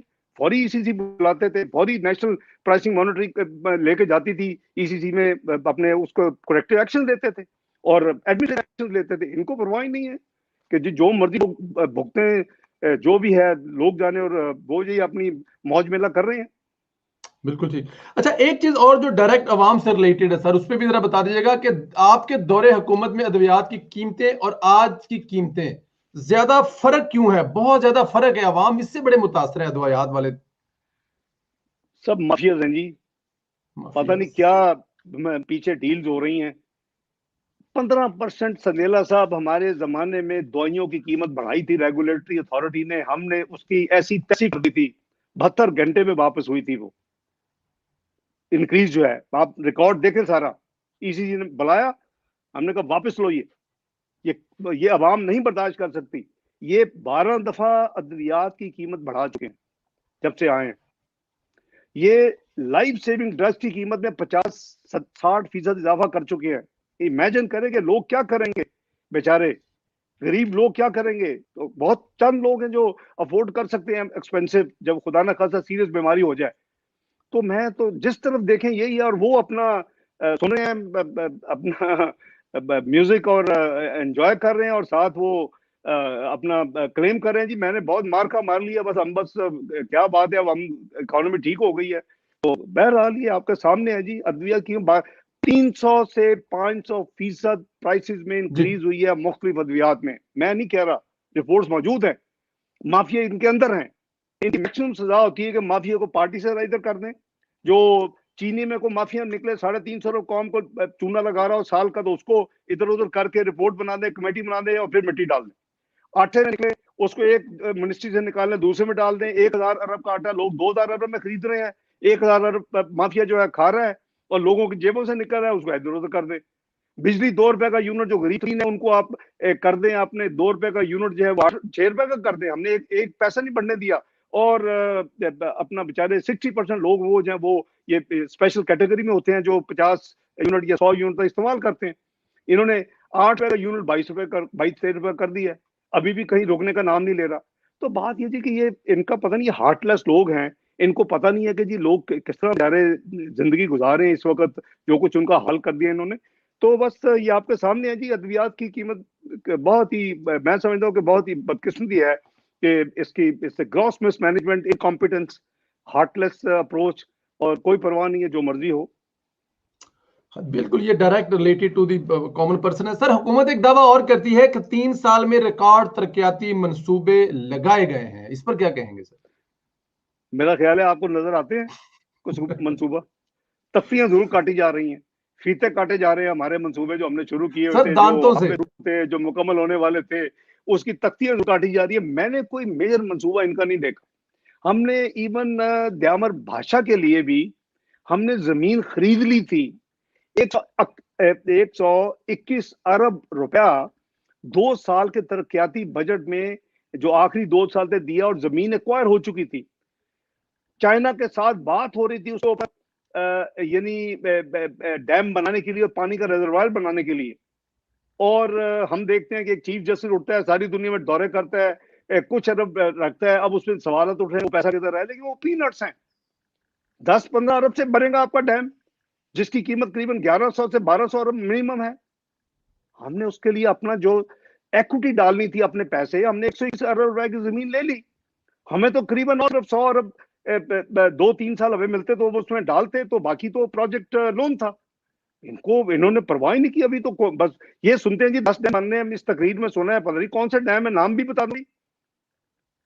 तो ऐसे ही है जी, मुझे तो कोई मीनिंग, आप मुझे बता दें जी मीनिंगफुल कौन सा प्रोजेक्ट इन्होंने कोई लगाया है जिसका वो हमें सेलिब्रेट सबको करना चाहिए। हमारे प्रोजेक्ट के ऊपर तख्तियां काटते हैं, ये जाके वो फीते काटते हैं, अपनी नई लगाते हैं, प्लेट्स लगाते हैं। इवन इन्होंने तो नवाज शरीफ किडनी हॉस्पिटल को नहीं, 1 पैसा पब्लिक का नहीं है, अवाम की डोनेशन से बना है। सवात के लोगों के लिए अपना वो एक तोहफा दिया था पंजाब ने, मियां शहबाज शरीफ ने एक इनिशिएटिव लिया, मैं सबसे उसमें डोनर था, अल्लाह कबूल करें। मैं उसका चेयरमैन था। जो 1.5 अरब में ये सूबाई हुकूमतें जिस उस साइज का हॉस्पिटल बनाती है, उसको 75 करोड़ में मैंने बनाया, क्योंकि अल्लाह के रास्ते में, और लोगों को बताया कि इसमें आपको एक पैसा किसी को नहीं देना पड़ेगा भाई, अपने पैसे लेने के लिए, बिल लेने के लिए जो छोड़ सकते हो छोड़ो अल्लाह के रास्ते में। वो जो हॉस्पिटल 1.5 अरब में बनता था 75 करोड़ में बनाया अल्लाह के फजल से। वो वहां गरीब तरीन लोग हैं जो कि पेशावर और इस्लामाबाद आते थे अपनी किडनी डायलिसिस के लिए, उनको वहां उनके डोर स्टेप पे वो फैसिलिटी दी। इनको इतने ये घटिया लोग हैं कि इन्होंने नवाज शरीफ का नाम हटा दिया वहां से। भाई या तो होना कि गवर्नमेंट का ये प्रोजेक्ट है कि जी वो जो जिंदा लोग होते हैं वो लॉ में जी वो उनके नाम पे नहीं हो सकता। ओ भाई ये आप अपने प्रोजेक्ट तो कर सकती हैं, ये प्राइवेट सेक्टर का प्रोजेक्ट था, ये डोनेशन का प्रोजेक्ट था। कल को क्या होगा जब शौकत खान मेमोरियल का नाम बदल के कुछ और रखा जाएगा, पंजाब मेमोरियल समथिंग, फिर क्या करेंगे आप? आगे चलें संदेला साहब, ये ऐसे ही है, अफसोस होते हैं इनकी हरकत पे। बिल्कुल ठीक सर। इमरान खान ने दावा किया कि मुल्की तारीख में पहली मर्तबा पीटीआई हुकूमत ने एहसास प्रोग्राम शुरू किया, समाजी शोबे के लिए मुख्तस फंड 110 अरब से बढ़ाकर 260 अरब कर दिए। इस पर क्या कहेंगे, ये दावा दुरुस्त है सर? यार आप हर एक चीज है ना, मुझे हंसी आती है। ये एक नाम चेंज किया इन्होंने।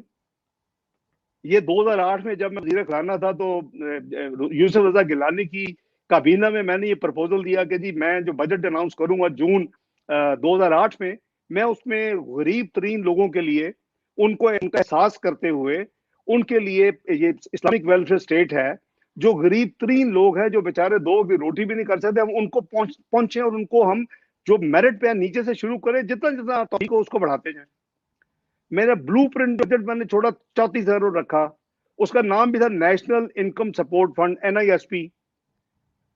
जज रिस्टोर नहीं हुए, 31 मार्च को हमने हुकूमत ज्वाइन की थी, फैसला हो गया 13 मई को छोड़ दे, ब्लूप्रिंट बजट उधर का उधर रह गया। काबीना में बहस हो चुकी थी, इन प्रिंसिपल ये अप्रूव हो चुका था मेरा आइडिया। वो अगले 5 साल में मेरे जाने के बाद जब वो अनाउंस हुआ तो उसका नाम नेशनल की बजाय बेनजीर हो गया। मुझे कोई उसमें एतराज नहीं है, मेरे बहुत अच्छे उनके मरासम थे, तो बेनजीर इनकम सपोर्ट फंड बन गया। लेकिन 34 अरब से 5 साल में 40 अरब पे लेके गए। आई विश के 34 अरब को कोई 75 अरब पे लेके जाते, फिर हम आ जाते हैं, मुस्लिम लीग नून आ जाती है, मियां नवाज शरीफ प्राइम मिनिस्टर आ जाते हैं, हम उसको अपने टेन्योर में नंबर ऑफ फैमिलीज भी बढ़ाई और स्टाइपेंड भी जो 3 तिमाही मिलता है क्वार्टरली उसको भी बढ़ाया और हम उसको 124 अरब पे ले गए। उसके अलावा जो यूथ थी उसके लिए स्पेशल प्रोग्राम, ये लैपटॉप आप देख रहे हैं ना, कोरोना की वजह से लोग अब उन लैपटॉप्स के ऊपर काम कर रहे हैं। मैं देख रहा हूँ लोगों के प्रोग्राम के, वो लोग कहते हैं जी वो हमें जो मिला हुआ उसको रोजी कमा रहे हैं, जो स्टूडेंट थे आज वो पैसे कमा रहे हैं। तो वो हमने 20 अरब उसके लिए लगा रखा, 124 प्लस 20 144। ओ भाई, अगर आपने नाम बदल लिया है तो इसमें कौन सा आपने को तीर चला लिया है? आपने सिर्फ नाम बदला है और 124 प्लस 20 144 अरब को अगर आप 260 अरब पे ले गए हो तो यार कोरोना के पैसे आपने डाले हैं, वो आपको इंटरनेशनल फंडिंग हुई है, तो उसमें कौन सी ऐसे कोई तीर मार दिया आपने? सिर्फ नाम बदलने से नहीं बदलता। ये मोहतरमा इसको चला रही है, प्रोफेशनल है, मैं उनकी इज्जत करता हूँ। ये इकोनॉमिक एडवाइजरी कमेटी की मेंबर थी ये सानिया निश्तर। ये हमारे ऐसे प्रोग्राम में जो डिस्कस होते थे मेरी EC में, जिसका मैं चेयरमैन था, इनको हमने वो ये WHO ये इलेक्शन लड़ना चाहती थी, हमने लॉबी भी की, मुस्लिम लीग नून ने, हम उनको फाइनेंस भी किया, लेकिन वे हार गई इलेक्शन। तो अब एक प्रोफेशनल है, एक अच्छी खातून है, अच्छा है कि वो उसको चला रही है, लेकिन ये नहीं है। मुझे इनसे भी गिला है कि इन्होंने कोरोना के दौरान लोगों को लाइनों में बैठा के तो वजीरों को बुला के कैश दिया, उनको कैश हेल्प की, वो गलत तरीका है। मैं उस सानिया निश्तर को देखना चाहता हूँ जो सानिया निश्तर मुस्लिम लीग नून के इकोनॉमिक एडवाइजरी कमेटी में मेरी मेंबर थी। हमारा कोई ऐसा जो थर्ड रेटेड किस्म की पब्लिसिटी में कोई बिलीव नहीं था, हमने उसको स्टैंड अलोन किया हुआ था, उसको चलना देते थे। तो एक नाम चेंज करने से आपने क्या अचीव कर लिया है? को बड़ी को तो मार लिया है। पाकिस्तान का पैसा है, कोरोना के नाम पे मिला है, आपने तो कुछ भी नहीं। 3 साल में तो इसको आप विदाउट कोरोना फंड इसको चला जाना चाहिए था, अभी कोई 300 अरब पे। तो ये आपके सामने है जी। संदेला साहब किस चीज का रोना रोएंगे जी? अच्छा, लेकिन सर इसी में वो भी ये भी कहते हैं कि वर्ल्ड बैंक ने एहसास प्रोग्राम को 3rd रैंकिंग दी है, इस पर क्या कहेंगे सर? ओ भाईजान, कोई रिकॉर्ड तो चेक करे कि जो बेनजीर इनको सपोर्ट फंड में जो कुछ हमने ट्रांसपेरेंसी लाए, जो उसमें हमने एफिशिएंसी लाए, यूके की डिफेंस की मिनिस्टर को हमें कॉम्प्लीमेंट करने पाकिस्तान आई, जस्टिन ग्रीनिंग जो डिफेंस की हेड थी, और हमने उसमें रिफॉर्म्स किए, हमने उसमें अपना लेटेस्ट टेक्नोलॉजी यूज की, हमने रीच आउट किया, गरीब लोगों तक हम पहुंचे जो बैंक के रीच नहीं हो सकते, उनको ये आपके इजी पैसा टाइप स्कीमों के जरिए। तो भाई वो सारा काम है। आपका ख्याल है कि एक दिन चाबी, खुद ही कहते हैं कि उनकी स्टेटमेंट मैंने इसमें सुनी है कि चाबी घुमाने से तब्दीली नहीं आ जाती। तो भाई चाबी घुमाने से ये आपका एकदम से वो जो बिस्प था वो एहसास हो के तो उसमें तब्दीली नहीं आ गई। ये हमने काम उसमें किया, इन्होंने भी किया होगा, इसके जो नई चेयरपर्सन उन्होंने भी किया होगा। मैं उसको अप्रिशिएट कर दूंगा, अच्छा काम किया, करना चाहिए। एक इस्लामिक वेलफेयर स्टेट है, हमें चाहिए, ये मेरा बिलीव है ये, और मैं इसको बहुत स्ट्रांगली बिलीव करता हूँ कि इसको हमें एज इस्लामी मुल्क पाकिस्तान जो नहीं अफोर्ड कर सकते। हमने पहली दफा 99 में बेवा के कर्जे माफ किए, हमने 2013 में बेवा के कर्जे माफ किए। तो ये करना जिनका हक है। ये मुल्क सिर्फ अमीर तरीन लोगों का नहीं है जो कई सौ अरब जो है वो कर्जे हड़प कर जाते हैं, उनको कोई हाथ नहीं लगा सकता। और ये जो गरीब तरीन लोग हैं इनको आपकी स्टेट की कोई हेल्प ना करे, तो मैं तो उसका हामी, मैं तो उसका मूवर हूँ। इसको तो मजाक में जो वर्ल्ड बैंक वाले कहा करते ये बिस्प नहीं है, डिस्प है, ये डार इनको सपोर्ट फंड है। जब पूछे जरा उनसे वो क्या क्या कहा करते थे वर्ल्ड बैंक वाले, तो ये हमें मत बताएं। रेटिंग जो है वो हमारी भी उसमें बहुत एफर्ट है, हमने उसको फाइनेंशियली भी आगे लेके गए। ट्रांसपेरेंसी लाई, उसमें रीच आउट किया लोगों को जो बैंक का जिनकी रीच नहीं थी उनको। ये इस तरह की हमने फाइनेंशियल इंक्लूजन के जरिए, आपको याद होगा हमने फाइनेंशियल इंक्लूजन में बहुत काम किया, ये फाइनेंशियल इंक्लूजन इसको बहुत सपोर्ट किया। क्वीन मैक्सिमा मेरी इनविटेशन में पाकिस्तान आई, वो दुनिया की वो यानी यूएन की वो नुमाइंदा है, UN representative on national financial inclusion world wide. मेरी अपना पाकिस्तान आई, वो इसी फाइनेंशियल इंक्लूजन में मेरी, उसके बाद उनसे वो अपना जूम के ऊपर मीटिंग्स होती रही। भाई ये इस तरह ना करें कि आपने काम जो किया उसका क्रेडिट लेना, जो काम दूसरों ने किया आप उसका भी क्रेडिट समेट रहे हैं, जो आपकी आदत है बड़ी बड़ी पुरानी। आप कुछ किया नहीं है, दूसरों का काम को फीता काटे क्रेडिट ले, तो इट्स नॉट फेयर। रेटिंग बड़ी है, ठीक है, इनका छोटा मोटा की भी कंट्रीब्यूशन होगी, आई एम श्योर कि जो चेयरपर्सन है वो कोशिश कर रही होंगी उसमें। लेकिन मैंने जैसे कहा कि उनको कोरोना में मुझे बहुत अफसोस हुआ कि जी उन्होंने कोरोना में लाइनें लगा के गरीब औरतों की और उनको मिनिस्टर्स को बुला के कैश हैंड ओवर किया, वो ठीक नहीं था। आप एक तो उनकी तस्दील कर रहे हैं, उनको कैमरे पे ला रहे हैं, और दूसरा आप उनको रीच आउट कर रहे हैं और वहां कोरोना को रिस्क पे लगा रहे हैं आप। तो ये बहरहाल तो अब हो गया, अल्लाह खैर करे। तो ये कोई ऐसी कोई बहुत बड़ा कोई नहीं है जी, कोई इन्होंने कोई बहुत बड़ा कारनामा किया है जिसमें हम इनको मुबारक दें। अच्छा चलिए, इमरान खान साहब फरमाते हैं कि कोरोना के हवाले से पाकिस्तान की कारकर्दगी की आलमी सतह पर तारीफ हुई है, लेकिन कोरोना के हवाले से पाकिस्तान अभी बरतानिया की रेड लिस्ट में है। देखिए सनेला साहब, आपने जवाब तो दे ही दिया है। एक तरफ वो कह रहे हैं कि तारीफ हुई है, अभी दिन गुजरे हैं चंद के यूके की गवर्नमेंट ने इतने सीरियस एलिगेशन लगाए हैं कि पाकिस्तान में अंडर रिपोर्टिंग हो रही है कोरोना केसेस की। पहले उन्होंने कहा इन्होंने हमें डाटा ही नहीं दिया। जब इंडिया रिमूव हुआ रेड लिस्ट से नंबर पे, तो हमने भी यहाँ पाकिस्तानी लॉबी की। जो पाकिस्तान ओरिजिन के एमपीज हैं उनको फोन किए मैंने, उनको कहा यार आप कुछ करें, आप इस मुल्क के पार्लियामेंट के मेंबर है, आपका जो ओरिजिन है, आपका जो खमीर है वो पाकिस्तान से है। तो उन्होंने खत लिखा, कोई 15-16 लोगों ने खत लिखा, उसमें यास्मीन कुरैशी ने लीड किया, उसमें रहमान चिश्ती साहब ने लीड किया मेंबर पार्लियामेंट, और लोगों ने लिखे, उसमें गोरे भी थे चंद जो फेयर फील करते थे कि भी पाकिस्तान को। लेकिन वो का जो उन्होंने नेशनल हेल्थ सर्विस और गवर्नमेंट के जो जवाब आए वो परेशान हो गए हम सब लोग, कि वो कहते हैं जी इनके तो नंबर ही गलत हैं, ये तो पहले कहते डेटा शेयर कर रहे, उसके बाद उन्होंने सीरियस एलिगेशन लगाई है। तो मुझे नहीं समझ आती जब इमरान न्याजी साहब इस तरह की चीजों को ये कहते हैं जी कि बैन अवी, तो उनको ये भी बताना चाहिए था इसमें कि जी वर्ल्ड बैंक की 6 अप्रैल की रिपोर्ट आई है पाकिस्तानी। मैं आपको बताना चाहता हूं कि, और मैं माजरत चाहता हूं कि उसमें उन्होंने ये कंफर्म किया कि पाकिस्तान में 2 करोड़ 7 लाख लोग जो हैं वो बेरोजगार हो गए हैं मेरी हुकूमत में 3 साल में। ये बताना चाहिए था कि वर्ल्ड बैंक की 6 अप्रैल की रिपोर्ट के हवाले से ये उस रिपोर्ट में लिखा है 67 लाख 6.7 मिलियन लोगों की इनकम कम हो गई है। यानी वो बेचारा जो 15,000 कमा रहा था वो 10,000 कमा रहा है, जो शायद 20 कर रहा था 15,000 कमा रहा है, उसकी इनकम कम हो गई है। ये भी बताना चाहिए था कि 40% लोग जो हैं, यानी 9 करोड़ लोग पाकिस्तान में 22 करोड़ में से, उसको moderate to severe food crisis है उनके ऊपर, वो बेचारे अफोर्ड नहीं कर सकते अपने 2 वक्त का खाना। 9 करोड़ लोग 22 करोड़ में से दो वक्त की सिंपल रोटी बर्दाश्त वो बेचारे अफोर्ड कर सकते। ये भी चीजें बतानी चाहिए थी ना। ये भी बताना चाहिए था वर्ल्ड बैंक की रिपोर्ट जो पहले आ गया है कि मुस्लिम लीग नून के अपना 5 साल दौर में 6% पॉवर्टी लाइन से लोग बाहर निकाल लिए थे। जीडीपी ऊपर जा रही थी, फीका सामने ऊपर गई और लोग बाहर निकले, लोगों की बेहतरी आई। वो इन्होंने वापस करीबन 1.5 करोड़ लोगों को वापस धकेल दिया उस पॉवर्टी लाइन के नीचे। तो ये भी बताएं ना अवाम को, आप जब अब आलमी एक चीज ले लेते हैं ऋण की, और वो भी आपका एक्सक्लूसिव नहीं है कोई बड़ा कारनामा, और आपने को बहुत अमाउंट ये नहीं कर दिया कि आपने को दुगना तिगना कर दिया है, आपने कोरोना के पैसे हैं वो हमारे अमाउंट में ऐड करके वो बजट में रखी है। तो कौन सी क़यामत आपने डाल दी है जी, तो बहुत बड़ा को कारनामा कर दिया। तो ये है संदेला साहब जो हकीकत है। बिल्कुल ठीक। लेकिन सर यहाँ पे एक चीज और है कि इमरान खान साहब ने उसी तकरीर में फरमाया कि 3 साल में इस माफिया ने फौज पर बहुत तनकीद की, ये चाहती है कि फौज जमहूरी हुकूमत को गिरा दे। इस पर क्या फरमाएंगे सर आप? सबसे पहले तो सरेला साहब इनको अपनी तकरीरें सुननी चाहिए।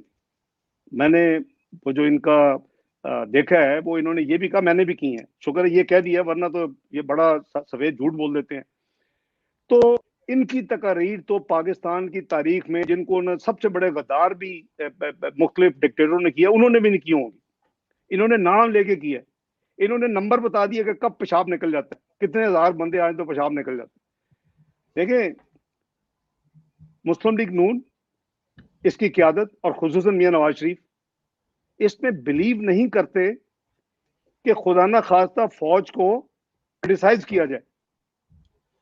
और अल्लाह के फजल से जितनी फौज को मुस्लिम लीग नून की हुकूमतों में, इंक्लूडिंग क्लासिफाइड प्रोग्राम्स, जो न्यूक्लियर का प्रोग्राम था, जो मिसाइल का प्रोग्राम दिसंबर 98 में जो पब्लिक नहीं है, जो हमने शुरू किया, जिसका मैंने विजिट किया, जनरल मुशर्रफ ने जब मुझे भेजा, जनरल किदवाई को और डॉक्टर समो मुबारक मंद को, वो बातें हम पब्लिक में नहीं कर सकते।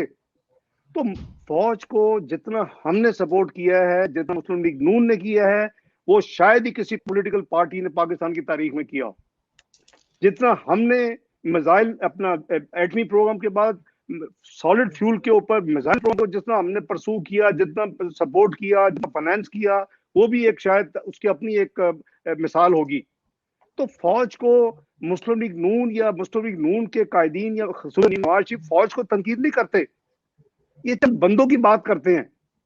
वो बंदे जो डॉन लीक करवाते हैं पाकिस्तान में, वो जर्नैल जो पनामा लीक पाकिस्तान में प्लान करते हैं, वो जो एक अकामा के ऊपर एक इलेक्टेड प्राइम मिनिस्टर को घर भेजते हैं, वो इंट्रीग्स आज पाकिस्तान को कॉस्ट कर रही है। वो डॉन लीग जिसमें नवाज शरीफ को कोट किया गया कि पाकिस्तान गेटिंग आइसोलेटेड, तन्हाई का शिकार हो रहा है। आज का आर्मी चीफ ने यही कहा है चंद महीने पहले, लेकिन 6 साल के बाद समझ आई है, 5 साल के बाद वही अल्फाज हैं। लोगों ने कंपेयर किया दोनों स्टेटमेंट्स, उस पर तो मुल्क में तूफान बर्पा कर दिया था, आज तो कोई तूफान बर्पा नहीं हुआ। तो फौज हमारी फौज है, ये हमारे भी रिश्तेदार हैं, मेरे भी रिश्तेदार फौज में जर्नैल रहे हैं, मेरे फादर इन लॉ आर्मी में थे, मेरे ब्रदर इन लॉ आर्मी, मेरे बेपनाह रिश्तेदार आर्मी में थे, आर्मी में हैं। तो ये फौज का मत अल्फाज लेके तुम सियासत करो इमरान न्याजी, ये गलत है। हाँ, अगर चंद लोग मुल्क के आइन को बेतौकीर कर रहे हैं, पार्लियामेंट को बेतौकीर कर रहे हैं, जुडिशरी को उन्होंने मफलूज कर दिया है, मीडिया को उन्होंने नहीं चलने देना, तो फिर ये सियासत है। वो मियां नवाज शरीफ अगर बात करते वो कहते, आप अपना कहते हैं जी उनको ये जमहूरी हुकूमत, कौन सी जमहूरी हुकूमत भाई? इमरान ये सब आपकी जमहूरी हुकूमत तो नहीं है। आप तो इलेक्शन चोरी करके लाए गए हैं, आप तो आरटीएस बंद करके लाए गए हैं। ये तो ग्लोबली डॉक्यूमेंट हो चुका है कि आपकी हुकूमत जो है वो एक गैर आईनी, गैर मुंतखब हुकूमत है, चुनतखब है, चुनतखब, मुंतखब नहीं चुनतखब। तो आप तो सारे का सारा अपना इलेक्शन चोरी करके लाए हैं। जो आपको लाए थे आज वो भी शायद अगर जमीर उनका जिंदा है तो रोते होंगे अंदर के, यार किस कार्टून को ले आए हैं जिसने मुल्क की तबाही करके रख दी है, जिसको आते ही नहीं है क्या काम कैसे करना है, जिसकी जिसके वो टीमें थी वो पता थी कि शहद और दूध की नहरें निकलेंगी, वो अभी तक 3 साल में कहीं नहीं पहुंची। तो ये ऐसी बात नहीं है जी, ये सियासत कर रहे हैं, इनको नहीं करनी चाहिए। और अगर ये पीडीएम की डिमांड है, ऑपोजिशन की डिमांड है कि जी आप नए इलेक्शन करवाएं, तो उसमें कौन सी खराबी है? और भाई जो सही मुंतखब होके आती है, जापान देखें, दूसरे जमहूरी मुल्क देखें, परफॉर्मेंस नहीं होती, वो सीधा इलेक्शन नया हो जाता है। तो आप आई इलेक्शन चोरी करके हैं, तो आपको तो चाहिए कि आप खुद ही इस्तीफा देके कहेंगे यार नए इलेक्शन करवाएं, मैं मुझसे नहीं चला, हुकूमत नहीं चल रही या नहीं चल सकी। तो ये बस ये ऐसे सियासी बयान है जी, प्रवोकिंग अपने सिलेक्टर्स को। कोई मैं समझता हूँ कि ऐसी ऑपोजिशन में जमात नहीं है या कोई लीडर नहीं है, इंक्लूडिंग नवाज शरीफ को, जो फौज को खुदा न खास्ता तनकीद का निशाना बनाते हैं। वो हमारे अपना बहादुर सिपाही हैं, वो अपने शहीद होते हैं, वो अपनी जानें कुर्बान कर दे। जैसे मैंने कहा मेरे अपनी खानदान में कई हैं जर्नैल रिटायर हुए हैं। तो ऐसी कौन सी बात है कि जी आपको कोई एक्सक्लूसिव है आपकी फौज है और आप उसके कोई चाचे मामे लगते हैं और हमारी नहीं है? हम किस हुकूमत ने 550 अरब की सिक्योरिटी डिफेंस बजट इंक्रीज किया 5 साल में? मुझे कोट करे को हुकूमत, मुस्लिम लीग नून मियां नवाज शरीफ, हमने 550 अरब की इंक्रीज दी है डिफेंस बजट में। मुझे लोग इंटरनेशनल अदारे कन्फ्रंट कर रहे हैं, क्यों कर रहे हैं आप इतना ज्यादा? आपको अपना सोशल सेफ्टी के लिए खर्च करना चाहिए, आपको हेल्थ के लिए करना, एजुकेशन के लिए। हमें पता है कि हमारे मुल्क में क्या जरूरत है भाई, हम उसको देखेंगे, आपकी बातें सुनेंगे। जैसे मैंने कहा कि हम क्लासिफाइड की बात ही नहीं कर सकते, मिसाइल की बात नहीं कर सकते, हम एटमी कोर्स की बात, हमने बहुत अल्लाह के फल से काम किए हैं जी। इसलिए ये घटिया सियासत ना करें आप। वो आप ही का काम है कि इंडिया में बैठ के आपने अपने एजेंसी को जाके जो कुछ उसके बारे में कहा, तो बंदा रिपीट करा भी मुझे शर्म आएगी कि मैं रिपीट करूंगा। आपने क्या कहा इंडिया में बैठ के फौज को और अदारों को और एजेंसीज को? बिल्कुल ठीक है, वो वीडियोस इमरान खान साहब की वो वीडियोस मौजूद हैं। सर अगली तकरीर में एक बात और कही, वो बड़ी जरूरी है आपसे करना, कि इमरान खान साहब ने सियालकोट खारियां मोटरवे का जो इफ्तिताह कर रहे थे तब फरमाया माजी में बनाई गई मोटरवेज का मुल्क को कोई खास फायदा नहीं हुआ। माजी की और मौजूदा हुकूमत की मोटरवेज में सर फर्क बता सके तो? मेरा ख्याल है कि ये उन्हीं को पता होगा जी, ये इसका क्या फर्क है। बात ये है कि ये जो मोटरवे का इफ्तिताह किया वो भी हमने शुरू की थी, हमारे जमाने की शुरू की मोटरवे थी। एक नंबर 2 ये कि किसी भी मुल्क की तरक्की के लिए उसका इंफ्रास्ट्रक्चर, उसका कम्युनिकेशन नेटवर्क जब तक वो डेवलप नहीं होगा, आपको मुल्क तरक्की नहीं करेगा। हमने मोटरवेज का जाल बिछाया, हमने हाईवेज का जाल बिछाया, हमने गवादर से कोयटा को 72 घंटे के बजाय 12 घंटे में मिलाया, state of the art highway बना के। हमने नॉर्दर्न एरिया तक चित्राल से लेके कराची से लेके कोयटा को मुल्क पे जाल बिछाया। ये तो तरक्की के लिए पहली रिक्वायरमेंट्स हैं, प्री रेक्विजिट्स हैं। ये तो किसी को तौफीक नहीं हुई। ये तो मोटरवे बनाने को तो पाकिस्तान में जो क्रेडिट जाता है वो एक ही बंदा है, वो है मियां नवाज शरीफ। जो कुछ उन्होंने मोटरवे के लिए जो काम किया, जो उन्होंने मोटरवे जो लाहौर कराची रह गई थी उसको यानी बनाने के लिए, तो आपके सामने है। तो ये जो मोटरवेज हैं ये ऐसे जितनी जल्दी हो सके बना लेने चाहिए। ये कहा करते थे कि मोटरवे ये इनका पुरानी प्रॉब्लम है। अभी ये इन्होंने अपनी स्टेटमेंट अमेंड, ये पहले अगर आप इनका माजी आप देखें तो ये कहते थे कि मोटरवे जो है ना इसके ऊपर इससे कुछ नहीं होगा, आप नहीं बनती, आप लोगों के ऊपर इन्वेस्ट करें, आप हेल्थ पे करें, आप एजुकेशन पे करें, आप ह्यूमन कैपिटल पे करें, आप मोटरवे को छोड़ दें। तो मोटरवे जो है वो आप मैंने जैसे जितनी जल्दी बन जाए बेहतर है। अब लाहौर टू इस्लामाबाद मोटरवे 29 अरब रुपए में बनी थी। संदेला साहब आज आप अगर वही मोटरवे बनाए तो आपको 300 अरब चाहिए। और ये मियां नवाज शरीफ की कौम मशहूर होगी कि जिसने पूरे मुल्क में मोटरवे का जाल बिछा दिया।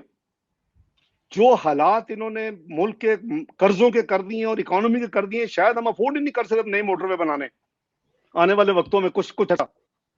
तो ये इनका जो दिलाता है, ये कह देते हैं कि पुरानी मोटरवे तो ये आपकी सेकंड स्ट्रेटेजिक डिफेंस, ये आपकी स्ट्रिप थी, यहाँ जहाज उतरते रहे हैं। ये मोटरवे सिर्फ मोटरवे नहीं हमने बनाया था। ये मोटरवे जब लाहौर इस्लामाबाद शुरू किया, अल्लाह बख्शे गुलाम इसाक खान साहब वो सदर पाकिस्तान थे, उन्होंने मुझे बुलाया। उन्होंने यही इमरान खान वाली अपनी समझा को थ्योरी बताने की कोशिश की कि आप मियां नवाज शरीफ को कहें कि जीटी रोड को वाइड कर लें, उसको जरा बड़ा कर लें, मोटर बनाने की क्या जरूरत है? विजन नहीं है ना। और वो मोटरवे ना बनी होती तो आज 300 अरब की वही बनती जो 29 अरब में बनी थी।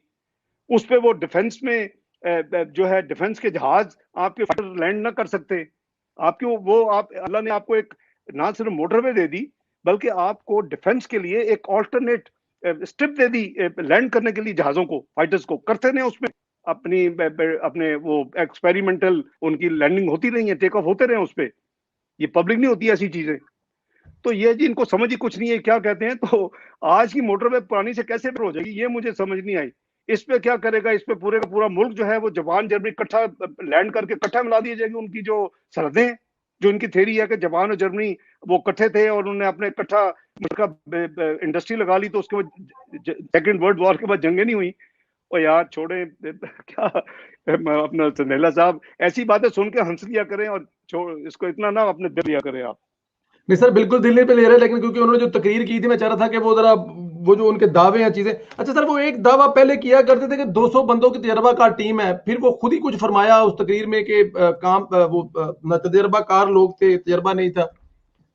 वो जो तजर्बाकार 200 लोगों की टीम थी अभी इस कन्वेंशन सेंटर में जो उन्होंने 3 साल कारकर्दगी पे इमरान न्याजी साहब ने जो तकरीर किया ना, उन्होंने पूरा मलबा डाल दिया है नाकामी का उसी टीम के ऊपर जिसको ये कहा करते मेरी टीम है। मैं उसके आपको जरा अल्फाज कुछ कोट करता हूँ, ये जरा आप और आपके व्यूअर्स इस पे गौर करें कि ही स्मार्ट, कि खुद लीडरशिप है नहीं, विजनलेस बंदा है, तैयारी कोई नहीं है, और अब सारे का सारा मलबा बड़े एक बड़े अच्छे तरीके से डाल रहा है अपने टीम पे।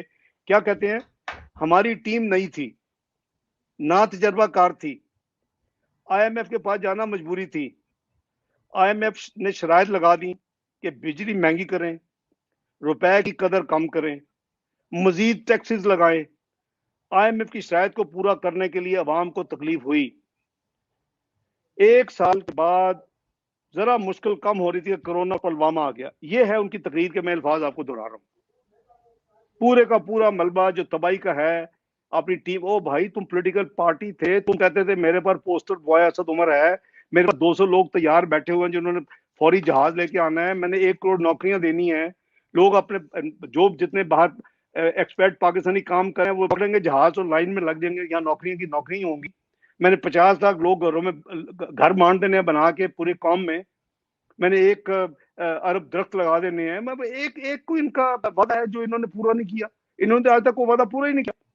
तो ये तो बस ऐसे ही है, जो आप कह रहे हैं वो आपके सामने है। वो अब तो उन्होंने वो जो कहा करते थे ना, उसको उन्होंने इस कन्वेंशन सेंटर में जो अभी चंद दिन पहले तकरीर की, उसमें उनको सफाया कर दिया, सारा मलबा उन पे डाल दिया है। असद उमर एंड कंपनी जितने लोग आए हैं, हफीज शेख हो या दूसरे लोग हो, जो आए उनके ऊपर सारे के ये तवाही करके भी मैं ठीक ठाक हूं, मेरा कोई नहीं है। भाई तुम किस चीज के लीडर हो भाई, अगर तुम्हें पता ही नहीं है? तो ये बस आपके सामने है जी, क्या क्या क्या कहें, और ये तो रोने वाली बातें हैं।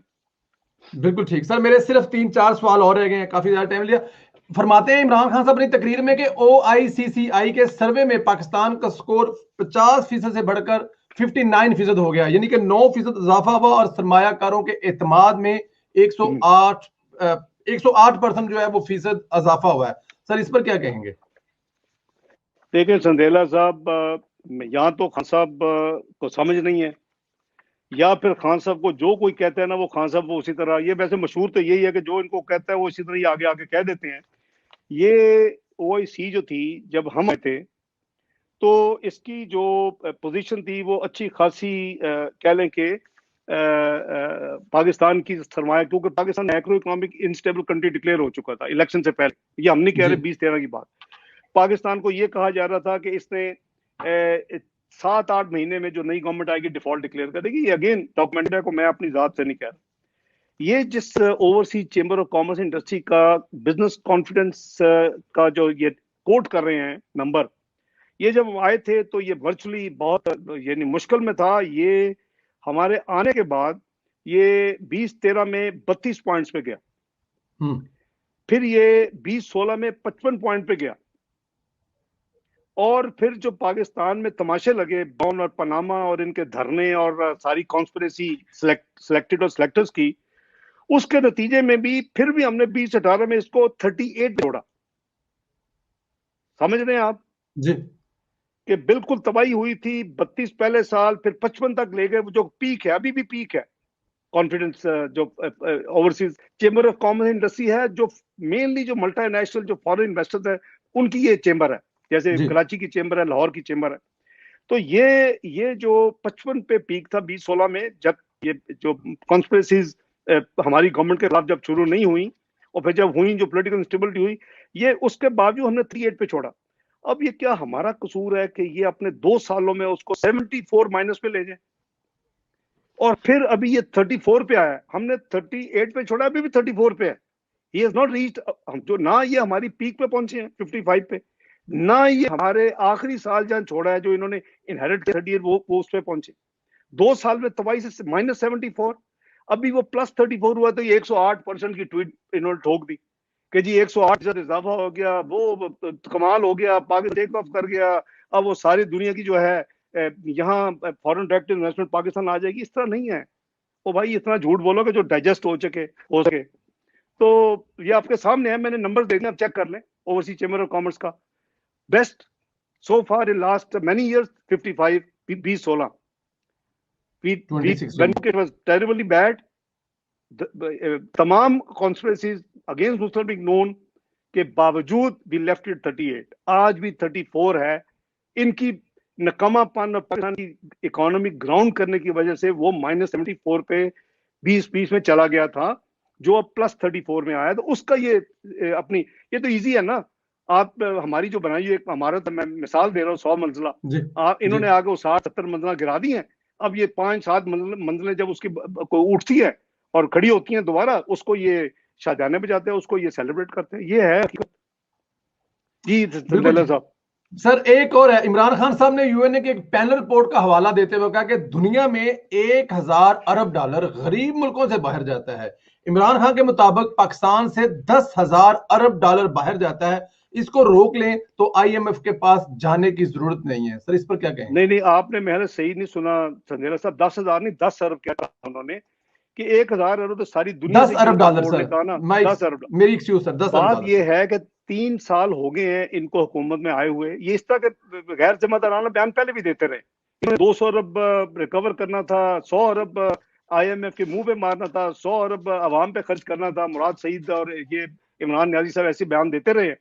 ओ भाई, आप मुझे बताएं कि आप 3 साल हो गए हैं, आप एक पेज पे भी हैं, सारे अदारे आपके कंट्रोल में हैं, एफआईए को डीजी वो रिकॉर्ड पे आ चुके हो, आप बुला के उनको क्या कहते हैं, फलां को ये कर लो, फलां ये कर लो, उसको पकड़ लो, उसके ऊपर गद्दारी का मुकदमा कर दो, उसके ऊपर फलां कर दो, नैब को आप क्लेम करते हैं कि आप आपके कंट्रोल में है। तो ये सारे जो अदारे कंट्रोल में, तो रोके ना, आप किधर हैं? अगर 10 अरब साल का जाता है, 30 अरब तो वो होना चाहिए था हमारे पास आज, जो आपके आने का रुक जाना था। तो किधर है वो? दैट मीन्स कि ये तो इनका फेलियर एक्सेप्ट कर रहे हैं, फेलियर है। तो बात यह है कि ये तो देखें, इनकॉम्पिटेंस जो है ना, जो इनकी इनकॉम्पिटेंस है, वो बिगर क्राइम देन इवन करप्शन है। मैं इसका सबसे बड़ा सपोर्टर हूं कि अगर कोई करप्शन करता है तो उसको इम्यून किया जाए, उसको छोड़ा जाए। नो, आप पेट से पैसा निकालें पाकिस्तान का, लेकिन incompetence is even bigger crime. इन्होंने पाकिस्तान की इकोनॉमी का बेड़ा गर्क करके रख दिया है अपनी इंतकामी सियासत में, अपनी यानी इनकॉम्पिटेंस में। अपने कोई इनकी विजन नहीं है, कोई इनका प्लान नहीं है, कोई इनका 200 अफलातून पता नहीं गर्क हो गए हैं, समुद्र में रह गए, जहाज डूब गया है। वो पता है यार, मुल्क अब तबाह करके रख दिया है। फिर कोरोना का रिफ्यूज ले जी, 1 साल के बाद को बेहतर हो रही थी, कोरोना आ गया। ओ भाई, कोरोना ने तो कुछ नहीं किया। कोरोना से पहले आपकी इकोनॉमी ग्राउंड हो चुकी थी। कोरोना ने आपको हेल्प किया है। $3.25 अरब की आपकी पेमेंट्स होनी थी, अब तक वो नहीं हुई। आपको $2.25 अरब पहले मिला, अभी 2.7 अरब दोबारा आईएमएफ दे रहा है। आपने 3 मुल्कों से पैसे पकड़ लिए हैं। तो ये झूठ मत बोले कौम से, ये गलत बयानियां हैं। और बहरहाल रोके, किसने आपको रोका है? रोके, निकालें वो उससे। आप अभी तो आपको 30 अरब वो बच जाना चाहिए था। पाकिस्तान के अपने रिजर्व में 30 अरब मजीद होने चाहिए थे। जी संदर साहब, 3 साल हुकूमत में थे, 30 अरब रोक लेते थे। अच्छा सर, एक और दावा, कामयाब पाकिस्तान प्रोग्राम के लिए 40 लाख खानदानों को बिला सूद कर्जे देंगे, हेल्थ इंश्योरेंस देंगे, टेक्निकल एजुकेशन देंगे। हुकूमत की इसकी बहुत तशहीर कर रही है। ये स्कीम है क्या, और इसके बारे में सर आप पॉजिटिव हैं, सोचते हैं कि बेहतर है ये? देखिए, एक तो ये है कि हेल्थ इंश्योरेंस का जहां तक ताल्लुक है, वो मुस्लिम लीग नून ने, मियां नवाज शरीफ साहब ने 2015 में इसको शुरू कर दिया था, हेल्थ इंश्योरेंस जी। और उसमें जो बुनियादी हेल्थ इंश्योरेंस नहीं थी, उसमें जो सीरियस बीमारीज हैं, खुदा ना खास्ता टीबी है, या आपकी कोई किडनी का इशू है, या कोई हार्ट का इशू, वो भी उसमें इंश्योरेंस में कवर्ड थे। तो हमने हेल्थ इंश्योरेंस की स्कीम जो दी थी, अब उसका नाम जो है वो हमारे नाम से बदल के एहसास हेल्थ इंश्योरेंस बन जाएगा। इसी तरह जो टेक्निकल है, उसके लिए भी हमने अपने जो मैंने आपको 44 अरब गिनवाए, उसमें हमने रखे थे यूथ के लिए, और सारा वो भी है। ये जो 40 लाख घरानों में ये जो कामयाब पाकिस्तान प्रो के नाम पे जो प्लानिंग हो रही है ना, मुझे इसमें बड़े सीरियस को शुबहात हैं।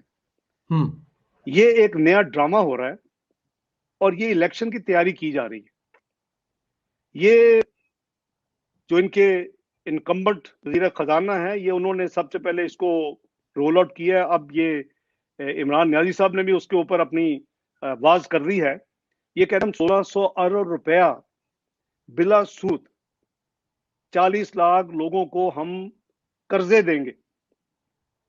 बैंकों को 100% गारंटी होगी कि जी वो पैसे आए ना आए, वो चाहे पैसे लेके अपना बनाना रिपब्लिक भाग जाए या कारोबार बंद करके कहीं दूसरे मुल्क में, वो पैसे ये देंगे, सूद भी ये गारंटी करेंगे। ये कौन सी स्कीम है? ये किसके लिए है? ये तो कोई खिदमत नहीं है।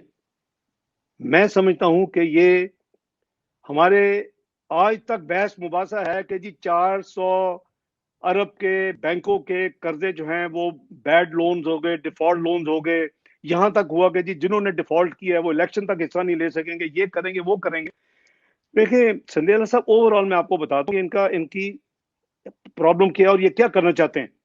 इनको नजर आ रहा है कि हमें अर्ली इलेक्शन करवाने शायद पड़ जाए, ना इनको 20-22 गुजरता अच्छा लगता है, क्योंकि 20-23 में कोई ऐसा कोई अल्लाह करे ईमानदार चीफ जस्टिस आ जाए जिसका जमीर जागा हुआ है, जो सही फैसले करेगा, ये उससे डरते हैं। उसको एक अटेम्प्ट हो चुकी है, दूसरी हो चुकी है, तीसरी हो चुकी है कि उसको निकालें किसी तरीके से सिस्टम से, ताकि इनके जो परवरदा हैं और जो इनके गुलाम हैं वो फिर वहां आके बैठ जाएं। तो ये जो 1600 अरब है वो एक तरफ इनकी वो मुसीबत है, दूसरी तरफ इनकी प्रॉब्लम है कि इकोनॉमी ग्राउंड हो गई है, तीसरी तरफ जो आमदनी जो है वो ये बढ़ा नहीं सके। 3 साल में सिर्फ 21-22% ग्रोथ इज नो ग्रोथ। अखराजात पे ये काबू नहीं कर सके, वो आसमान पे चले गए हैं। कर्जे जो हैं वो जो कम करने आए थे वो बिल्कुल आसमानों को छूने लगे और पाकिस्तानी डेट ट्रैप कमिटी बन गया है। अब इनके लिए एक ही रास्ता है लोगों को बेवकूफ बनाने का, और वो ये है कि जी आप अब पैसा डिश आउट करना शुरू कर दें, आप बंद कर लें आंखें, जो होगा देखी जाएगी। फाइनेंशियल रेस्टोरेंट जाए जहन्नम में, बजट खजाना जाए जहां भी जाना है, हमने इलेक्शन लड़ना है, हम अपने जो चाहने वाले हैं उनको अब पैसे दे के नवाजें, और ये बनेगी लिस्टें अपना वजीर आजम के जेर निगरानी और उन लोगों को ये बैंकों से पैसे दिलवाने, ये हम इसकी भरपूर मुखालफत करें। ये पाकिस्तान के वसाइल 1600 अरब आप इस तरह नहीं उठा सकते अपना अगले इलेक्शन जीतने के लिए, जस्ट फॉरगेट इट। तो ये सारा फ्रॉडुलेंट है सारा प्लान, और ये वही प्लान है कि जी अब कुछ हुआ नहीं, पैसा लुटाओ है तो कौम का, और 2 कर्जे, ना कर्जे मिले ना अपना सूद उसका मिले बैंकों को, और बैंक आ जाए मिनिस्ट्री ऑफ फाइनेंस के पास, अस्सलाम वालेकुम जी ये आपने गारंटी की, हमें पैसे आप दे, अब देने पड़ेंगे, आप उसको मना नहीं कर सकेंगे। तो ये बिल्कुल स्कीम जो है इसके ऊपर बहुत सीरियस रिफ्लेक्शन की जरूरत है, इसके ऊपर मेहनत की जरूरत है। ये उसी तरह की स्कीम है जी, सारे जो मुनाफे वाले और जो नुकसान वाले इदारों को मिला दें। ओ भाई, मुनाफे वाले इदारों को क्यों मतलब भाई मलेशिया की तरह, वो उसका तो मतलब है कि खाम में जो मुनाफे वाला पीए का जो है नुकसान वो उठाए, OGTCL या PPL ये इस तरह के इदारे उठाएं। तो ये पुरानी तरह जो है ना दकियानूसी सोच और स्कीमें, ये पहले भी आती नहीं, हमारे जमाने में भी आती थी, 2013 में भी हमें लोग देते थे आके, तो हमने तो ऐसी ये हाउसिंग इंडस्ट्री को करने के लिए आप 75% लोन को गारंटी कर दें, तो कंस्ट्रक्शन इंडस्ट्री चल जाएगी, लोगों को आप बैंक जो है उनको फोर्स करें, पैसे दें, और आप भाई क्यों करें हुकूमत पाकिस्तान 75% गारंटी, क्यों अवाम के पैसे के ऊपर चंद लाख लोगों को आप नवाजें। तो ये तो ऐसे ही है जी, ये इलेक्शन स्टंट्स हैं। संदेला साहब, मैं नहीं समझता कि ये एक प्रूडेंट और नेक नीति का स्कीम बनाई गई है, और ये जेन्युइन लोगों को हेल्प करने के लिए बनाई गई है। ये एक ड्रामा किया जा रहा है, और ये अपनों को और वोटर्स को और सपोर्टर्स को नवाजने के लिए है, लेकिन ये बड़ा मुश्किल इसका होना। मैं समझता हूँ कि जो भी बाज़मीर लोग हैं सिस्टम में, चाहे वो ब्यूरोक्रेसी में हो, चाहे वो बैंकों में हो, खसूसन सेंट्रल बैंक में, वो इस स्कीम को सपोर्ट नहीं करेंगे, ना करना चाहिए। जो जैसी मैंने पढ़ी, ये कोई कामयाब प्रोग्राम पाकिस्तान नहीं है, ये पाकिस्तान के साथ फ्रॉड करने की, अवाम का फ्रॉड करने की स्कीम बनाई जा रही है अगले इलेक्शन जीतने के लिए। आगे चलेंगे सर। वैसे तो ये तकरीबन इसका पूरा प्रोग्राम ही इमरान खान साहब ने जो कहा, लेकिन आपके ख्याल में इमरान खान साहब ने कोई ऐसे एरियाज मिस किए हों अपनी 3 साल कारकर्दगी में दिखाने के लिए, बताने के लिए? सर बहुत कुछ मिस किया। मैं समझता हूं कि अगर वो ईमानदारी के साथ अपना फर्ज निभाते, 3 सालों की अपनी हुकूमत का जो उनका वक्त गुजरा है उसके ऊपर अवाम को कॉन्फ्रेंस में लेते, कन्वेंशन सेंटर से उन पर हर चीज पर रोशनी डालते, तो उनको बताना चाहिए था कि फाटफ में क्या हुआ, क्यों ग्रे में गया, अब तक हम क्यों ग्रे से नहीं निकले। उनको बताना चाहिए था कि जुडिशरी में जो क्राइसिस आ रहे हैं, जो बैनुल अक़वामी तौर के ऊपर हम 128 मुल्कों में 120 नंबर पे चले गए, हमारी अदलिया और इंसाफ, वो क्यों है, इन 3 सालों में इतनी तबाही क्यों हुई है। उनको ये बताना चाहिए था कि जी हमारी जो मीडिया में इस वक्त कदरन है, और जो इंटरनेशनली हमें यानी लिख रहे हैं लोग, पाकिस्तान के ऊपर उंगलियां उठा रहे हैं कि पाकिस्तान में मीडिया जो है वो गैग हो चुका है, मीडिया जो है कंट्रोल हो चुका है, सारे यूरोपियन ममालिक, वेस्टर्न कंट्री, वो उसमें इनको अपना बताना चाहिए था कि इस क्यों हुआ 3 साल में इस नौबत आ गई कि सारी दुनिया पाकिस्तान को क्रिटिसाइज कर रही है। इनको बताना चाहिए था कि जी जो ग्लोबल इंडेक्स है वो उस हवाले से क्यों इतना हमारा जो है यानी पाकिस्तान के हर लिहाज से, हमारा पासपोर्ट हो, हमारे दूसरे जो इंडेक्स हो, हमारी ट्रांसपेरेंसी हो, हर चीज में हम क्यों डिक्लाइन में जा रहे हैं, इनको ये एक्सप्लेन करना चाहिए था। जैसे इन्होंने चंद सिलेक्टिव चीजों को एक्सप्लेन किया, उनको सूट करता था, जी ये नंबर यहाँ से यहाँ चला गया, जी ये यहाँ से यहाँ चला है, उसमें भी आधा सच बोला, मैंने आपको बाकी आधा सच बता दिया। इनको ये असल में इनको ये डील बताना चाहिए था कौम को, ये इनका आइडियल अपॉर्चुनिटी थी कि ये कहते कि जी मेरे दौर में महंगाई आसमान पे पहुंच चुकी है, मेरे दौर में बेरोजगारी 2 करोड़ लोग बेरोजगार हो चुके हैं, मेरे दौर में अपना जो गुर्बत है उसमें 1.5 करोड़ लोगों का इजाफा हो चुका है, मेरे दौर में 9 करोड़ लोगों को अब 2 वक्त की रोटी जो है मुयसर नहीं है। और ये फिर कीमतें लोगों को बताते जरा पढ़ के, और साथ माफी मांगते कि भी मुझे अफसोस है कि मेरे 3 साल की कारकर्दगी पे की वजह से हम यहाँ पहुंच गए हैं, मैं कोशिश करूंगा इसको ठीक करने की, मुझे आप माफ कर दें। ये बताते कि जी जो 65 रुपए वाला पेट्रोल है वो 120 में मिल रहा है, जो 35 रुपए किलो आटा था वो 75 रुपए में मिल रहा है, जो 55 रुपए किलो चीनी हम छोड़ के गए तो 110 में मिल रही है, जो 145 रुपए किलो घी था वो 330 रुपए में मिल रहा है, जो 115 रुपए का डॉलर हमने छोड़ा था, और चले वो जो केयर टेकर भी ले ले 167 पे क्यों गया है, और कितना 4000 का करीबन रुपए का नुकसान है, वो उसके लिए मैं कौम से माफी मांगता हूँ। इनको बताना चाहिए था कि जो 1200 का एलपीजी था वो 2800 पे चला गया, इनको बताना चाहिए था 500 रुपए की सीमेंट की बोरी 7.5 पे चली गई है, इनको बताना चाहिए था कि सब्जी 45 रुपए की 110 रुपए किलो हो गई है, इनको बताना चाहिए था कि 170 रुपए किलो जो दाल थी वो 280 रुपए की हो गई है, और इनको ये बताना चाहिए था कि 400 रुपए का जो चावल का 5 का आटा वो 800 का हो गया। ये इनको सारी चीजें बतानी चाहिए थी, इनको माफी मांगनी चाहिए थी, लेकिन कैसे ये करें, इतना बड़ा दिल कहां से लाएं? इनके तो माफियाज अंदर हैं, मैंने अभी आपको गिनवाया, आटा माफिया अंदर, चीनी माफिया अंदर, अद्वियात माफिया अंदर। आप कोई भी आपको जो मेजर मिलेगी वो इनके नीचे मिलेंगे, आपको एटीएम्स मिलेंगी, दूसरे लोग मिलेंगे जो माजी में इनको फाइनेंस करते हैं या फ्यूचर में करेंगे। तो ये चीजें इनको चाहिए थी जी, कौम को बताते, नेगेटिव भी बताते जी ये हुआ मेरे 3 साल में, मैं माफी मांगता हूँ, मेरी खुद ही कहा ना कि मेरी टीम ठीक नहीं थी, तजुर्बाकार, ये सारी चीजों के साथ ये भी मिलाते और बताते कि जी इस वजह से ये नुकसान हुए हैं, आपकी जेब से आटा, चीनी, चावल, अद्वियात, इनसे हजारों और अरब एक्स्ट्रा आपको देने पड़े और आप आज गरीब हो चुके हैं, आपकी फी का सामने का, ये चीजें बतानी चाहिए थी। ईमानदारी का तकाजा तो ये है, लेकिन इन्होंने कुछ नहीं बताया, तो ये चीज उनको बतानी चाहिए थी, और फिर उसका बताना चाहिए था कि मैं क्या कर रहा हूँ, फाटक में क्या कर रहा हूँ, जुडिशरी में इंडेक्स में बेहतरी के लिए क्या कर रहा हूँ मैं, रिफॉर्म्स, मीडिया को मैं कैसे आजाद करने का मेरा प्लान बन गया है, और कैसे मैं दूसरे जो महंगाई और जो बेरोजगारी और मैं गुर्बत को कैसे कम करने का मेरा प्लान, ये चीजें बतानी चाहिए थी। ये एक म्यूजिकल शो कर लिया और हंस मुस्कुरा दिए, तो बड़ा आसान काम है। बंदा जो ना जी नशे में हो और म्यूजिक हो तो फिर तो आपको हर चीज ही अच्छी लगती है, वो मैं क्या कह सकता हूँ जी।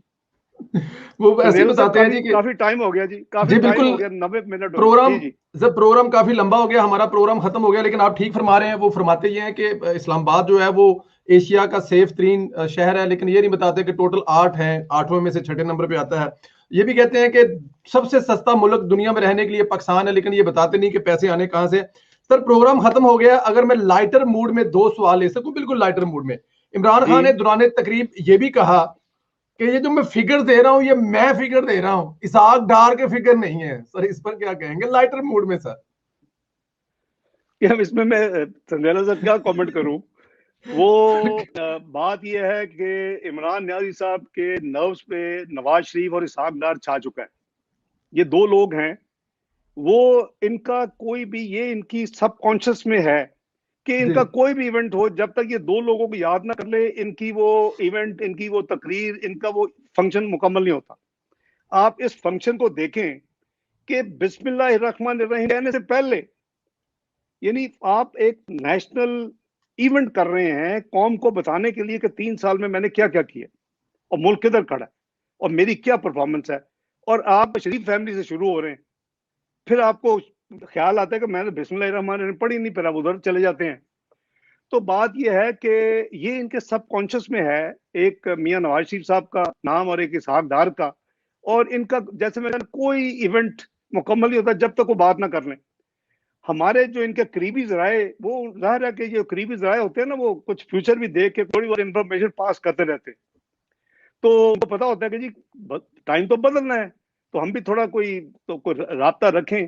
तो वो ये बताते हैं कि ये अब ये सोते हुए ये नाम लेके एकदम उठ जाते हैं, नवाज शरीफ उठ जाते हैं, बैठ जाते हैं, इसहाक डार उठ जाते हैं, फिर जो इनके इर्द गिर्द जो कुछ जो होते हैं ना जी, वो क्या कहते हैं, इबादत करने वाले या कोई पढ़ के फूकने वाले, वो फूकते हैं, फिर इनको नींद आती। तो ये अब इनके नर्व्स पे सवार हो चुके हैं ये दो नाम, मियां नवाज शरीफ और इसहाक डार, और उस ऑपोजिशन भी वैसे तो सवार है। तो इसको थोड़े लाइटर वे में लें, को ना फिगर अपना इमरान न्याजी साहब के होते हैं, ना फिगर इसहाक डार के होते हैं।